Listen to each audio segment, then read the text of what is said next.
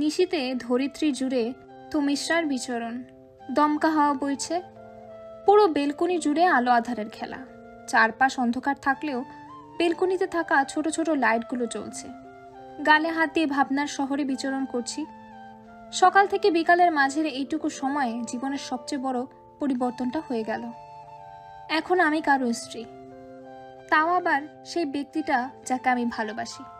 বিষয়টা ভাবতেই পুরো শরীর জুড়ে শিহরণ বয়ে যায়। কিন্তু কথা হলো, বাড়িতে যখন বিষয়টা জানাবো তখন তাদের রিয়াকশন কেমন হবে?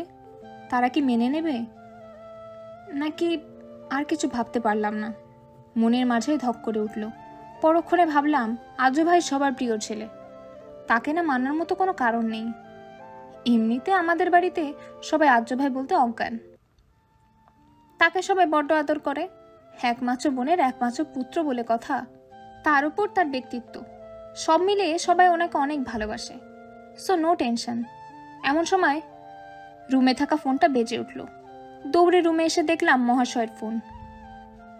সেই সময় বিদায় দিয়ে যাওয়ার পর আর কোনো কথা হয়নি আমাদের মাঝে। স্ক্রিনে ওনার নাম দেখে কেমন অদ্ভুত অনুভূতি হচ্ছে।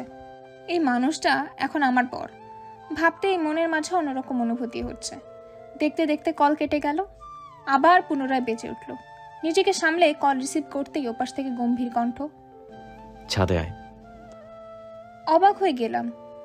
এখন এই রাতে আমি ছাদে যেয়ে কি করব? একা একা ভূতেদের সাথে গল্প করব? ছাদে কেন? আসতে বলেছি, আয়, 1 মিনিটও যেন দেরি না হয়। কল কেটে গেল। মাথায় ভাবনা আসলেও সেটা ঝেড়ে ফেলে দিলাম। সুন্দর করে গায়ে ওড়না জড়িয়ে হাঁটা দিলাম ছাদের উদ্দেশ্যে। পুরো ছাদ জুড়ে অন্ধকার। ছাদের দরজা খুলতেই কেউ একজন হাত ধরে টান দিল। আচমকা আক্রমণে যেয়ে পড়লাম সামনের মানুষটার বুকে। সামনের মানুষটা কোমর চেপে তার সাথে মিশিয়ে নিলেন। কিছুটা ভয় পেয়ে গেলাম। কে এই অজ্ঞাত ব্যক্তি? চিৎকার করতে নেব এমন সময় ছাদের লাইট জ্বলে উঠল। লাইটের আলোতে সামনের মানুষটাকে দেখে স্বস্তির নিঃশ্বাস ফেললাম। সামনে দাঁড়িয়ে আছে আমার সদ্য বিয়ে করা বর, মানে আদ্র ভাই। কিছুটা রাগে সুরে বললাম, এভাবে কেউ আচমকা হাত ধরে টানে? ভয় পেয়ে গিয়েছিলাম আমি। সামান্য হাত ধরে টান দেয় যদি ভয় পাস, তাহলে ভবিষ্যতে কি হবে কে জানে। মানে? কিছু না। তুমি এখানে কি করছো? বাড়ি যাওনি? সদ্য বিয়ে করা বউ রেখে কি বাড়িতে মন টিকে? তাই চলে এসেছি। কখন এলে? কিছুক্ষণ আগে। মেজমা, সরি, শাশুড়ি আম্মু কত যত্ন করে খাওয়ালেন আমায়। তোর সেদিকে খেয়াল আছে? তোর যে একটা বেচারা বর জুটেছে সে খেয়াল আছে নাকি সেটাও বলেছিস? বিড়বিড় করে বললাম, নিজের সত্তাকে ভুলে গেলেও তাকে কি ভোলা যায়? বিড়বিড় করে কি বলছিস? না, তুমি বলো, এখানে এসেছো কেন? বাসর করতে। আদ্র ভাইয়ের কথা শুনে ঘাবড়ে গেলাম। তোতলানো কণ্ঠে বলে উঠলাম, মানে কি বলছো? দেখ, আজকে আমাদের বিয়ে হয়েছে, আর বিয়ের রাত মানে বাসর রাত। তো বাসর রাতে বর বউয়ের কাছে কেন আসে বলতো? ওনার কথা শুনে ঢোক গিলাম। না বোঝার ভান ধরে বললাম, আমি জানি না। এই, তুমি আমাকে ছাড়ো তো, আমি এখানে থাকবো না, নিচে যাব, ছাড়ো। আদ্র ভাইয়ের বুকে ধাক্কা দিয়ে ওনার থেকে নিজেকে ছাড়ানোর চেষ্টা করছি, তবে পারছি আর কই। কিছুক্ষণ ধাক্কা দেখি করে থেমে গেলাম। এতক্ষণ ধাক্কা দিয়েও আদ্র ভাইকে নিজের থেকে এক চুল পরিমাণও সরাতে পারিনি, তাই শান্ত হয়ে গেলাম। আদ্র ভাই আমার কাজে শব্দ করে হেসে দিলেন। তুই কি ভেবেছিস এমন মশা মার্কা শরীর নিয়ে তুই আমাকে সরাতে পারবি? ভাবনা ভুল। মজা করছিলাম এতক্ষণ। এমনি তোকে দেখতে ইচ্ছে করছিল তাই চলে এসেছি। ভয় পাওয়ার কিছু নেই। আমি সবার আগে তোর বন্ধু, যাকে নির্দ্বিধায় সবকিছু বলা যায়, যার সাথে মুহূর্তেই মিশে যাওয়া যায়, যার কাছে তোর কোনো সংকোচ নাই। তারপর যে তোর বর, তাই বর ভেবে দূরে সরে বসে যাস না যেন। আমি চুপ করে আছি, কিছু বলছি না। সামনে দাঁড়ানো মানুষটার কথা মুগ্ধ হয়ে শুনছি। চল দোলনায় যেয়ে বসি। আদ্র ভাই হাত ধরে দোলনায় নিয়ে বসিয়ে দিলেন, নিজেও বসলেন আমার পাশে। আকাশে মস্ত বড় থালার মনায় চাঁদ, পুরো আকাশ জুড়ে আছে। আমি মুগ্ধ নয়নে তাকিয়ে আছি আকাশের দিকে। আর চোখে তাকিয়ে দেখলাম পাশে বসা আদ্র ভাই আমার দিকে তাকিয়ে আছে। আমি উল্টো দিক ঘুরে চাঁদ দেখছি। হঠাৎ আদ্র ভাই আমাকে কাছে টেনে নিলেন। আমার পিঠ চেয়ে ঠেকলো আদ্র ভাইয়ের বুকে। আদ্র ভাই আবেশে নিজের সাথে জড়িয়ে নিলেন আমায়। আমি লজ্জায় রাঙা হয়ে যাচ্ছি, লজ্জায় গালগুলো গরম হয়ে উঠেছে। দুজনের মাঝেই নীরবতা, কেউ কিছু বলছি না। নীরবে নিভৃতে অনুভব করছি একে অপরকে। এমনি সময় ওনার সাথে গল্প জুড়ে দিলেও আজ লজ্জা লাগছে। ওনার সাথে কথা বলতে গেলেও লজ্জারা কেমন যেন ঘিরে ধরছে আমায়। কি হলো আজকে এত চুপচাপ যে? চুপচাপ কোথায়?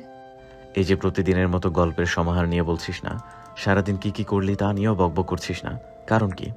কারণ কিছুই না, এমনি। আমায় কথা বলতে না দেখে আদ্র ভাই নিজে থেকেই গল্প জুড়ে দিলেন। আমিও তার সাথে সায় দিচ্ছি, আবার আগের মতো ওনার সাথে ফ্রি হয়ে গিয়েছি। অস্বস্তিরা যেন কোথায় হারিয়ে গেছে।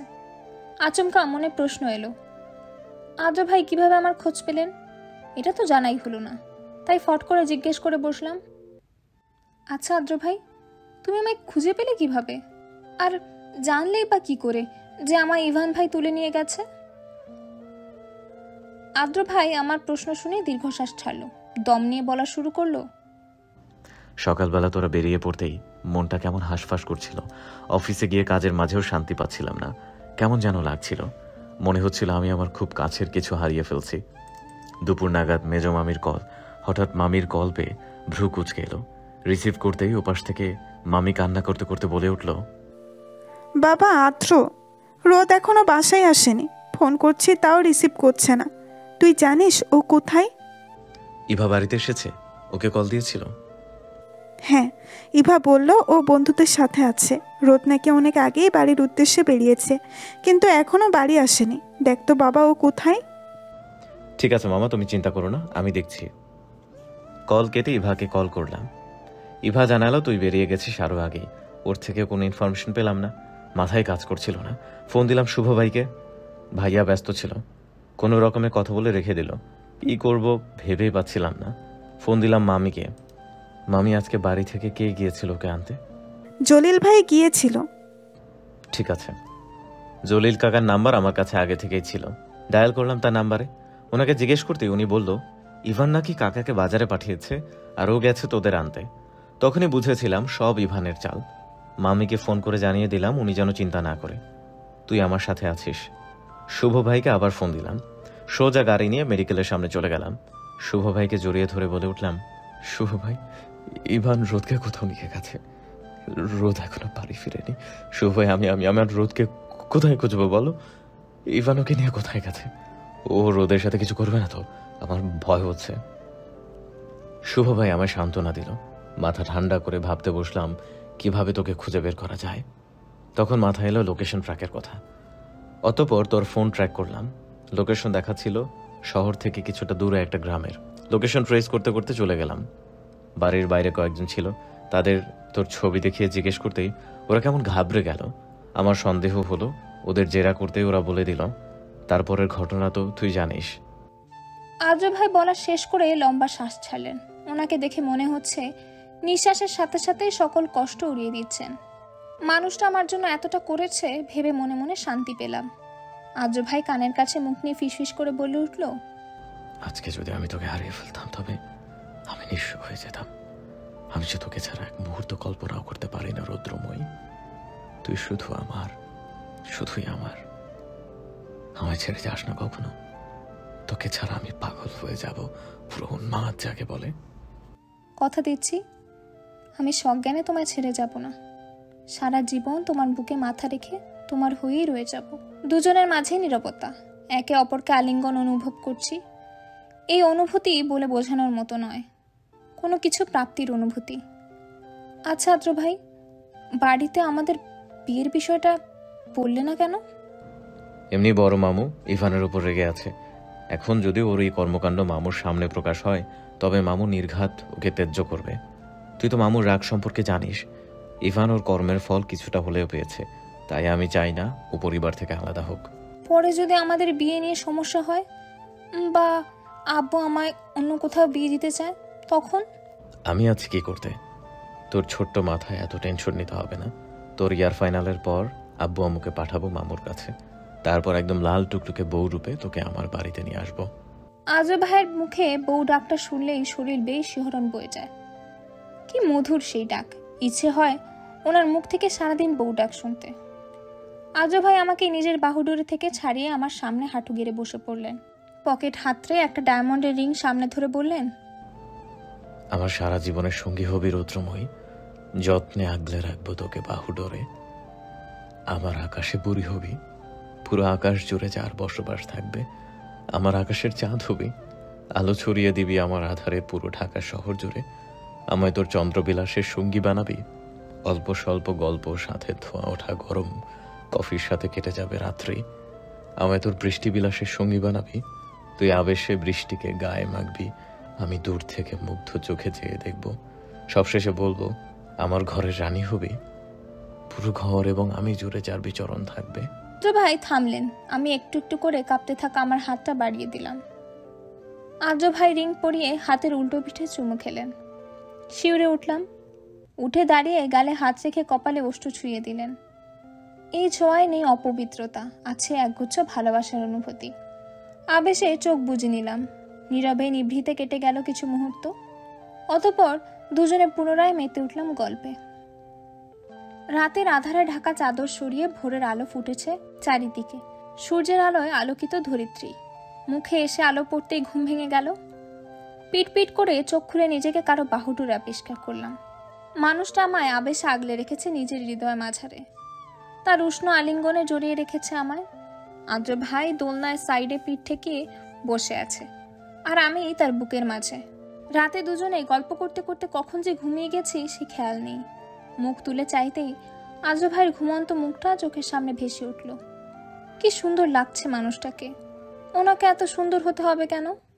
এই যে উনি এতটা সুন্দর না হলে আমি বেহায়ের মতো তার দিকে তাকিয়ে থাকতাম না। আদ্র ভাইয়ের হাতের বাঁধন ছাড়িয়ে উঠে বসলাম। তার মুখের ওপর এক গোছা চুল পড়ে আছে। আলতো হাতে সেগুলো সরিয়ে দিলাম। ইচ্ছে করছে ওনার চুলগুলো এলোমেলো করে দিতে। যেই ভাবা সেই কাজ, হাত বাড়িয়ে আদ্র ভাইয়ের চুলগুলো এলোমেলো করে দিলাম। এখন ওনাকে পুরো কিউট বাচ্চা বাচ্চা লাগছে। হুনান এমন অবস্থা দেখে খিলখিল করে হাসতে গিয়েও হাসি আটকে দিলাম। এখন হাসা মানেই বিপদ। আমার হাসির শব্দ শুনে ওনার ঘুম ভেঙে গেলে আমায় লজ্জায় পড়তে হবে। তাই হাসি আসলেও নিজেকে সামনে নিলাম। আদ্র ভাই নাক টেনে দিলাম। মাথায় ঘুরছে ওনার জ্বালানোর উল্টাপাল্টা বুদ্ধি। বুদ্ধিগুলো ধামাচাপা দিয়ে উঠে দাঁড়ালাম। এখন সকাল, কেউ ছাদে আসেনি। কেউ ছাদে এসে আমাদের এই অবস্থা দেখলে কেলেঙ্কারি হয়ে যেতে পারে। তাই এখন চলে যাওয়াটাই ভালো। আদ্র ভাইকে ডাকবো কি ডাকবো না করেই ডেকেই ফেললাম। আদ্র ভাই, এই আদ্র ভাই, উঠো, সকাল হয়ে গেছে। আদ্র ভাই পিটপিট করে চোখ মেলে চাইল। ঢু কুচকে বলল, কি হয়েছে? ওঠো, রুমে গিয়ে ঘুমাও। ওনাকে বলে আমি চলে এলাম। সকাল সকাল মনটা যেন ফুরফুরে হয়ে গেল। প্রিয় মানুষটার বুকে মাথা রেখে তার মুখ দেখে সকাল হলে কার না আনন্দে মন নেচে উঠবে। রুমে এসে বিছানায় গায়ে দিতেই ঘুম পেয়ে গেল। রাত জেগে গল্প করায় ঘুম হয়নি ঠিক মতো। চাদর মুড়ি দিয়ে ঘুমিয়ে পড়লাম। সকালে 10টা বেজে 10 মিনিট আড়মোড়া ভেঙে উঠে বসলাম। উঠে চলে গেলাম ফ্রেশ হতে। ফ্রেশ হয়ে নিচে নেমে ড্রয়িং রুমে নজর বুলালাম। সোফায় বসে মহাশয় রোশনি আর রওশনের সাথে দুষ্টামি করছে। তার এই দুষ্টু মিষ্টি স্বভাব আমার বড্ড ভালো লাগে। এই যে নিমিষেই কারোর সাথে মিশে যেতে পারে। ওনার থেকে চোখ সরিয়ে টেবিলে বসলাম। বড় আম্মু খাবার বেড়ে দিতে দিতে বললেন, কিরে আজ এত দেরি করে উঠলি যে? বড় আম্মুর কথা শুনে আদ্র ভাইয়ের দিকে তাকালাম। তাকাতেই চোখাচোখি হলো। আদ্র ভাই টুপ করে চোখ মেরে দিলেন। টাসকে খেয়ে গেলাম। নিজেকে সামলে ওনার থেকে চোখ সরিয়ে বড় আম্মুকে বললাম, আর বলো না, আজকে ছুটি দিন তো, তাই উঠতে দেরি হয়ে গেছে। ঠিক আছে, খেয়ে নে, তোদের নিয়ে আর পারি না। এক একজন এক এক দিকে যাস। এই দেখ, কাল থেকে ইভানের দেখা নেই। ছেলেটাকে এত করে ফোন দিলাম, ধরলো না। পরে শুভ বলল ও নাকি কোনো এক ফ্রেন্ডের বাড়ি গিয়েছে, কয়েকদিন সেখানেই থাকবে। যাবি, ভালো কথা, বলে যাবি না? মায়ের মতো ছেলে মেয়ের জন্য সবসময় চিন্তা হয়, কিন্তু ওরা বুঝলে তো। বড় আম্মু বিড়বিড় করতে করতে চলে গেলেন। আমি তার যাওয়ার দিকে তাকিয়ে দীর্ঘশ্বাস ফেললাম। বড় আম্মু যদি জানতে পারে তার ছেলের কর্মকাণ্ড, তাহলে কতটাই না কষ্ট পাবেন। বড় আম্মু আমাকে তার মেয়ের মতোই আদর করেন। মাঝে মাঝে তো এমনও হয়েছে, ইভা আর আমার ঝগড়া লাগলে বড় আম্মু ইভাকে বকে দিয়েছেন। তাও আমায় কিছু বলেনি, উল্টো আমায় আদর করে দিয়েছে। সে যদি জানতে পারে তার ছেলে আমার সাথে কি করতে চেয়েছিল, তবে বড় আম্মু ইভান ভাইয়ের থেকে মুখ ফিরিয়ে নিত। তবে ভালোই হয়েছে, শুভ ভাই সব সামলে নিয়েছেন। ভাবনা বাদ দিয়ে খাওয়ায় মন দিলাম। খেয়ে উঠে সোফায় বসতে নিয়েও বসলাম না। এখন আদ্র ভাইয়ের সামনে বসলে আমার লজ্জা পেতে হবে। একবার ওনার দিকে তাকিয়ে মুখ ঘুরিয়ে নেব, তার আগে আদ্র ভাই আমার দিকে ফ্লাইং কিস ছুঁড়ে মারলেন। আমি চোখ রাঙিয়ে ওনার দিকে তাকিয়ে আছি। পাশে বসা রোশন রশনি গল্পে মশগুল। বাই এনি চান্স ওরা যদি দেখে নিত তাহলে কি হতো? এই লোকটা ইদানিং কেমন যেন হয়ে যাচ্ছে। আগের আদ্র ভাই এখন আর নেই, তার মাঝে ভর করেছে বেশরম এক সত্তা। এই যে হুটহাট চুমু দিচ্ছে, চোখ টিপ দিচ্ছে। আদ্র ভাইয়ের থেকে চোখ সরিয়ে ধূপধাপ পা ফেলে রুমে চলে এলাম। ওখানে থাকলে আমায় আরো লজ্জা পেতে হতো। শুক্রবার হওয়ায় সবাই বাড়িতে আছে। কিছুক্ষণ ব্যালকনিতে থাকা গাছগুলো পরিচর্যা করে গোসলে ঢুকলাম। একটা নীল রঙের 3 পিস পরে বের হলাম। চুল থেকে গড়িয়ে গড়িয়ে পানি পড়ছে, জামার পেছন থেকে অনেকটা জায়গা ভিজে গেছে। এমন সময় রুমে প্রবেশ করলো আম্মু। ঢুকেই তার বকাবকি শুরু হয়ে গেল। আমার হাত থেকে টাওয়াল নিয়ে চুলগুলো মুছে দিতে দিতে বলল, এত বড় মেয়ে হয়েছে এখনো চুল ঠিক করে মুছতে পারে না। 2 দিন পরে শ্বশুরবাড়ি যেয়ে কি করবি? তখনও কি এভাবেই বেখেয়ালি হয়ে ঘুরে বেড়াবি? এমন বেখেয়ালিভাবে ঘুরলে এক দরজা দিয়ে নিয়ে যাবে, অন্য দরজা দিয়ে ফেরত দিয়ে যাবে। আম্মুর কথা শুনে খিলখিল করে হেসে দিলাম। আম্মুর এই শাসনগুলো আমার বড্ড আদরে লাগে। এই শাসনের মাঝেও আমি একরাশ ভালোবাসা খুঁজে পাই।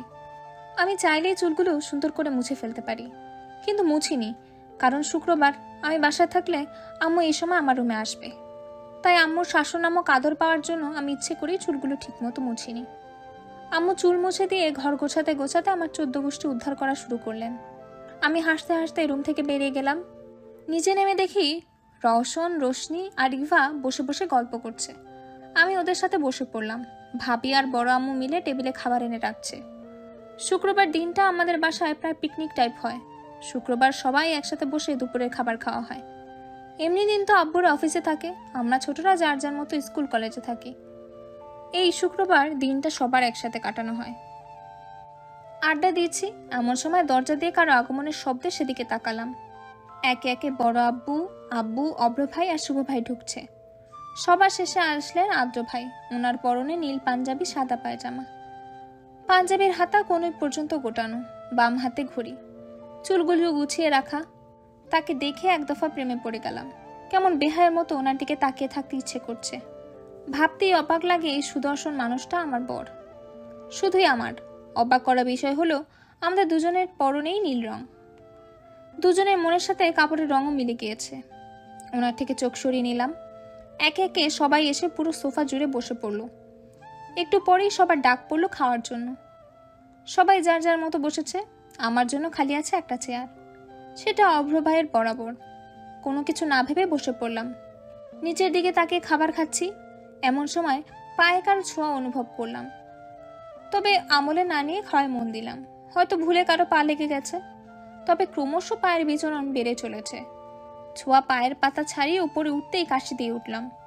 পাশে দাঁড়িয়ে থাকা বড় আম্মু পিঠে হাত বুলিয়ে দিতে দিতে বললেন, মাথায় উঠেছে। পাশের চেয়ারে বসা ইভা পানির গ্লাস বাড়িয়ে দিল। ঢকঢক করে পানি খেয়ে নিজেকে সামলে নিলাম। বড় আম্মু ফের জিজ্ঞেস করলেন, ঠিক হয়েছে? হ্যাঁ। আবার খাওয়ায় মনোযোগ দিলাম। ফের একই অত্যাচার। চোখ তুলে সামনে তাকিয়ে দেখলাম আদ্র ভাই মন দিয়ে খাচ্ছে। এক পাশে ইভা আর এক পাশে শুভ ভাই।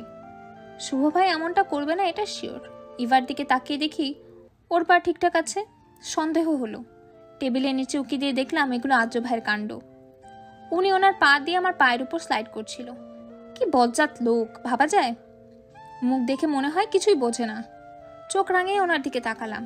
মিস্টারের সেদিকে কোনো খেয়ালই নেই। উনি এক মনে খেয়েই চলেছেন। তাকে পাত্তা না দিয়ে খাওয়ায় মন দিলাম। কোনো মতে খেয়ে উঠে যেতে নেব এমন সময় ওনার 2 পা দিয়ে আমার পা চেপে ধরলেন। পড়লাম ফাঁসাতে।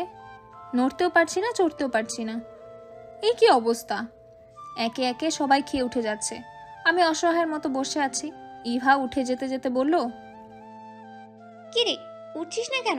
এখানে বসে আছিস? উঠছি। আদ্র ভাইয়ের খাওয়া শেষ হতেই পা ছেড়ে দিলেন। দম ছেড়ে উঠে দাঁড়ালাম। ওনার জন্য আমায় এতক্ষণ বসে থাকতে হয়েছে। ইচ্ছে করছে ওনাকে, না কিছু করা যাবে না। আমার একমাত্র বর বলে কথা। নিজের রুমে চলে এলাম। বিছানায় বসে বসে ফোন চালাচ্ছি। আচমকা ধপাস করে কেউ আমার বিছানায় শুয়ে পড়ল। তাকিয়ে দেখলাম আদ্র ভাই চিত হয়ে শুয়ে পড়েছেন। ওনাকে দেখে রাগ হলো। এতক্ষণ জ্বালিয়েও শান্তি হয়নি, এখন আবার জ্বালাতে এসে পড়েছে। রাগে চোখে তাকিয়ে আছে ওনার দিকে। কিরে, এমন লাল লঙ্কার মতো মুখ করে আছিস কেন? কোনো সমস্যা? তুমি জানো না কেন মুখ এমন করে আছি? জানলে তোকে জিজ্ঞেস করতাম নাকি? দেখে মনে হচ্ছে মহাশয় কিচ্ছু বোঝে না। দাঁতে দাঁত চেপে বললাম, নিচে খাওয়ার সময় পায়ের উপর শুশুরি দিচ্ছিলে কেন? পা দিয়ে পা আটকে রেখেছিলে কেন? বউ হয়ে তুই জামাইয়ের কথা ভুলে বসেছিলি, তাই তোকে মনে করিয়ে দিলাম তোর একটা জামাই আছে। তার খাওয়া না হওয়া পর্যন্ত তুই টেবিল থেকে উঠতে পারবি না। আর আমি বা তোকে এত কিছু কেন বলছি? আমার বউ, আমি যা ইচ্ছে তাই করব, তোর কি? আমার কি তাই না? দাঁড়াও, দেখাচ্ছি মজা। আদ্র ভাইয়ের চুল টেনে ধরলাম। উনি চিৎকার করে বলে উঠলেন, আরে কি করছিস? চুল ছাড়, ব্যথা পাচ্ছি তো। আমার জামাইয়ের চুল আমি ধরেছি, তোমার কি? বাহ, আমার কথা আমাকে ফিরিয়ে দিচ্ছিস। এবার বোঝো মজা কাকে বলে। আদ্র ভাইয়ের চুল ছেড়ে দিলাম। উনি চুল ঠিক করতে করতে বললেন, সময়টা বর্ষাকাল, চারিদিকে নদী নালা পানিতে থই থই করছে, গাছে গাছে কদম ফুল ফুটেছে, বাতাসের সাথে ফুলের মিষ্টি ঘ্রাণ ভেসে আসছে, তার সাথে হুটহাট ঝুম বৃষ্টি, সব মিলিয়ে খুব সুন্দর একটা সময়। সময় কারোর জন্য অপেক্ষা করে না, বয়ে চলে স্রোতের গতিতে। মাঝে কেটে গেছে অনেকগুলো দিন। সকাল সকাল চাদর মুড়ি দিয়ে ঘুমিয়ে আছি। আজকে সরকারি ছুটি, তাই ক্লাস নেই, সেজন্য এখনো ঘুমিয়ে আছি। কিন্তু আমার সাধের ঘুম যেন কারো সহ্য হলো না। পাশে রাখা ফোনটা বিকট শব্দে বেজে উঠল। ঘুমের ঘোরে কল কেটে দিয়ে আবার ঘুমানোর চেষ্টা করলাম, কিন্তু সেটা হতে দিল না বজ্জাত মার্কা ফোনটা। আবার বেজে উঠল, মেজাজ খারাপ হয়ে গেল। এমনি দিন তো ঘুমাতে পারি না, আজকে একটু ঘুমাবো সেটাও কারো সহ্য হচ্ছে না। ফোনটা হাতে নিয়ে স্ক্রিনে না তাকিয়েই ঘুম ঘুম চোখে রাগে কণ্ঠে বলে উঠলাম, কি সমস্যা? কে আপনি? সকাল সকাল ফোন দিয়ে ডিস্টার্ব করছেন? অপর পাশ থেকে শান্ত কণ্ঠে ভেসে এলো, ঘুমের ঘোরে কি সব ভুলেছিস? সকাল সকাল বিয়ে করা জামাইকে জিজ্ঞেস করছিস কে আপনি ভাই? আমি তোর কোন জন্মের ভাই লাগি? সারাদিন ভাই ভাই ডেকে নিজের ভবিষ্যৎ বাচ্চার মামা বানাতে চাচ্ছিস না? শেষের কথাগুলো কিছুটা ঝাঁঝালো সুরে ছিল। চোখ থেকে ঘুম নিমিশেই উধাও হয়ে গেছে। কান থেকে ফোন সরিয়ে চোখের সামনে ধরতেই দেখলাম স্ক্রিনে গোটা গোটা অক্ষরে লেখা, আদিব চৌধুরী আদ্র। সাথে সাথে জিভ কাটলাম। বিয়ে করা জামাইকে ভাই ডাকলে খেপবে, এটাই স্বাভাবিক, কিন্তু এখন তো নিজের ভুল স্বীকার করা যাবে না। তাই কিছুটা তেজি সুরেই বলে উঠলাম, এত সকালবেলা মানুষ কোন আক্কেলে ফোন দেয় শুনি? আমি দেই, আমার কবুল পরা বউ যখন ইচ্ছে তখন ফোন দিব, এতে তোর কি? বিড়বিড় করে বলে উঠলাম, আমাকেই ফোন দেবে, আবার আমাকেই বলবে তোর কি? কি সুন্দর কথা। কি বিড়বিড় করছিস? কিছু না, তুমি বলো তুমি কেন ফোন দিয়েছো? ঝটপট উঠে রেডি হয়ে নে, আমি আসছি। মানে রেডি হব কেন? কোথায় যাব আমরা? এখন এত কথা বলার সময় নেই, তাড়াতাড়ি রেডি হ, আমি আসছি। আর শোন, আমার দেয়া শাড়িটা পরবি। পট করে কলটা কেটে গেল। এই মহাশয়ের আবার কি হলো? এই সকাল সকাল শাড়ি পরে রেডি হতে কেন বলছে? কি জানি ওনার মনে কি চলছে। উঠে ফ্রেশ হতে চলে গেলাম। আলমারি খুলে আদ্র ভাই দেওয়া শাড়িটা বের করলাম। লাল পাড়ের সাদা শাড়ি। শাড়িতে হাত বুলিয়ে দিলাম। বিয়ের পর ওনার দেওয়া প্রথম শাড়ি এটা। যদিও উনি এর আগে আমাকে শাড়ি কিনে দিয়েছে, তবে সেটা বিয়ের আগে। মনে পড়ে গেল সেদিনের কথা। সেদিন দুজনের সে কি মারামারি। আমি আদ্র ভাইয়ের চুল ছিঁড়ে দিতেই উনি আমার পিছু নিলেন। পুরো ঘর জুড়ে দুজন দৌড়াদৌড়ি করছি। আমি বিছানায় উঠছি তো আদ্র ভাই নিচে, আর আমি নিচে নামলে উনি বিছানায়। এভাবেই কিছুক্ষণ ছোটাছুটি হলো আমাদের। হঠাৎ বিছানায় রাখা বালিশ আদ্র ভাইয়ের দিকে ছুড়ে দিলাম। উনি সরে গেলেন। আমার রুমে রাখা সিঙ্গেল সোফায় কুশন নিয়ে ছুড়ে দিলেন আমার দিকে। শুরু হয়ে গেল আমাদের মারামারি। আমি ওনার গায়ে বালিশ ছুটছি আর উনি কুশন ছুটছে। আমাদের দেখে নির্ঘাত কেউ বাচ্চা ভেবে বসবে। দেখে মনে হচ্ছে 5-6 বছরের বাচ্চারা মারপিট করছে। কে বলবে আমরা হাজব্যান্ড অ্যান্ড ওয়াইফ? কাজিন থাকা অবস্থায় আমরা এতটা দুষ্টুমি মারামারি করিনি, যা এখন বড়বউ হওয়ার পর করছি। একসময় হাঁপিয়ে গেলাম, ধূপ করে বিছানায় শুয়ে পড়লাম। হাঁপানো কণ্ঠে বলে উঠলাম, আদ্র ভাই আমি আর পারবো না, হাঁপিয়ে গেছি গো। উনিও ধপাস করে আমার পাশে শুয়ে বলল, আমিও। দুজন বিছানায় পাশাপাশি শুয়ে আছি। আচমকা আদ্র ভাই উঠে বসলেন। কি হলো, উঠলে কেন? উনি বিছানা থেকে নেমে রুমের বাইরে যেতে যেতে বলল, আসছি, ওয়েট। কিছুক্ষণ পর হাতে একটা শপিং ব্যাগ নিয়ে ফিরে এলেন। আমার হাতে ধরিয়ে দিয়ে বললেন, এটা তোর জন্য। কি আছে ভিতরে? খুলে দেখেন। ব্যাগ খুলতেই বেরিয়ে এলো শাড়ি। শাড়ি দেখে মুহূর্তেই মুখে হাসি ফুটে উঠল। খুলে দেখা শুরু করলাম। শাড়ির সাথে কিছু জুয়েলারিও আছে। উৎফুল্ল কণ্ঠে বলে উঠলাম, ভীষণ সুন্দর হয়েছে। বলতে হবে, তোমার পছন্দ অনেক সুন্দর। তুই মানুষটাও তো আমারই পছন্দের। ওনার কথায় লজ্জা পেয়ে গেলাম। এই মানুষটা এক এক সময় এক এক রকম। এই যে একটু আগে মারপিট করছিল, এখন রোমান্টিক মুডে আছে, আবার কেয়ারিং মুডে চলে যায়। আজ ভাইকে জিজ্ঞেস করলাম, হঠাৎ শাড়ি দিলে যে, কোনো কারণ আছে? হুট করে বিয়ে হয়ে গেল, তোকে কিছু দিতে পারিনি। কালকে একটা কাজে বাইরে গিয়েছিলাম, শাড়িটা দেখতেই চোখে লাগলো। কল্পনায় ভেসে উঠল তোর মুখটা। এই শাড়িটা আমার রৌদ্রময়ের জন্যই তৈরি হয়েছে, তাকে এই শাড়িতে পুরো অপরূপা লাগবে, তাই নিয়ে এলাম। ভাবনার শহরে বিচরণ করছি এমন সময় ফোনের মেসেজ টোন বেজে উঠল। শাড়ি আর জুয়েলারি বের করে রেখে হাতে ফোন নিলাম। মহাশয়ের মেসেজ, উনিই চলে এসেছেন। তাড়াতাড়ি করে শাড়ি পরতে শুরু করে দিলাম। শাড়ি পরা শেষে আয়নার সামনে বসে অল্প বিস্তর সেজে নিলাম। শাড়ির সাথে সাজ ছাড়া মানাবে না। হাতে পরলাম লাল রঙের রেশমি চুড়ি, কানে ম্যাচিং ঝুমকো, চোখে গাঢ় কাজল। সাজ শেষ করে আয়নায় নিজেকে একবার দেখে নিলাম। অতঃপর সাইড ব্যাগ নিয়ে নেমে পড়লাম। সিঁড়ি দিয়ে নামতে নামতে দেখলাম মহাশয় এক মনে ফোন চালাচ্ছে। নেমে ওনার সামনে দাঁড়িয়ে আছি, তার এদিকে কোনো খেয়ালই নেই। হাত ঝাড়া দিলাম, সাথে সাথে চুরি রিনঝিন শব্দ হলো। আজও ভাই মুখ তুলে তাকালেন। মুহূর্তের ব্যবধানে যেন থমকে গেলেন। ওনার চোখ আটকে গেল আমার মুখশ্রীতে। কেটে গেল কিছু প্রহর, তবুও উনি একই ভঙ্গিতে তাকিয়ে আছে। ওনাকে এভাবে তাকিয়ে থাকতে দেখে লজ্জা পেলাম। আজও ভাই ধ্যান থেকে বেরিয়ে এলেন। বড় আম্মু রান্নাঘর থেকে বেরিয়ে এলেন। আমাদের তাড়া দিয়ে বললেন, দুইজন টেবিলে বস, তাড়াতাড়ি খেয়ে নে। বড় আম্মু, এখন খেতে গেলে দেরি হয়ে যাবে, আমরা যাওয়ার পথে কিছু খেয়ে নেব। আর তোমাকে তো বললাম আমাদের অনেক পথ যেতে হবে। ঠিক আছে, সাবধানে যা। বড় আম্মু এগিয়ে এসে আমার কপালে চুমু এঁকে দিয়ে বলে উঠল, মাশাল্লাহ, আমার রোদ সোনাকে অনেক সুন্দর লাগছে, কারণ নজর না লাগুক। আদ্রর সাথে যাচ্ছিস, সাবধানে থাকবি, আর ওর ওপর আমার ভরসা আছে। আদ্র ভাই তাড়া দিয়ে বললেন, চল, দেরি হয়ে যাচ্ছে। বড় মা, এলাম। আদ্র ভাই আমার হাত ধরে বাহিরে নিয়ে এলেন। গ্যারেজে এসে গাড়ির দরজা খুলে আমায় বসিয়ে নিজে পাশে ড্রাইভিং সিটে বসে পড়লেন। গাড়ি স্টার্ট দিতেই জিজ্ঞেস করে বসলাম, আমরা কোথায় যাচ্ছি? গেলেই দেখতে পাবি।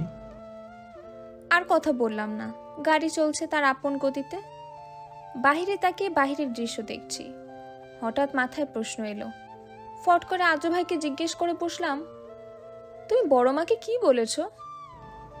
বলেছি বন্ধুর বিয়ে, সেখানে যেতে হবে। ওরা তোকেও নিয়ে যেতে বলেছে, তাই নিয়ে যাচ্ছি। মিথ্যে বললে কেন? Everything is fair and love land war. মুখ ভেঙচি কেটে বাহিরের দৃশ্য দেখতে শুরু করলাম। কখন যে ঘুমিয়ে পড়েছি সে খেয়াল নেই। রাতে পড়া কমপ্লিট করতে করতে দেরি হয়ে গিয়েছিল, তাই ঘুমোতে দেরি হয়ে গেছে। তারপর সকাল সকাল ওঠায় ঘুমিয়ে গেছি।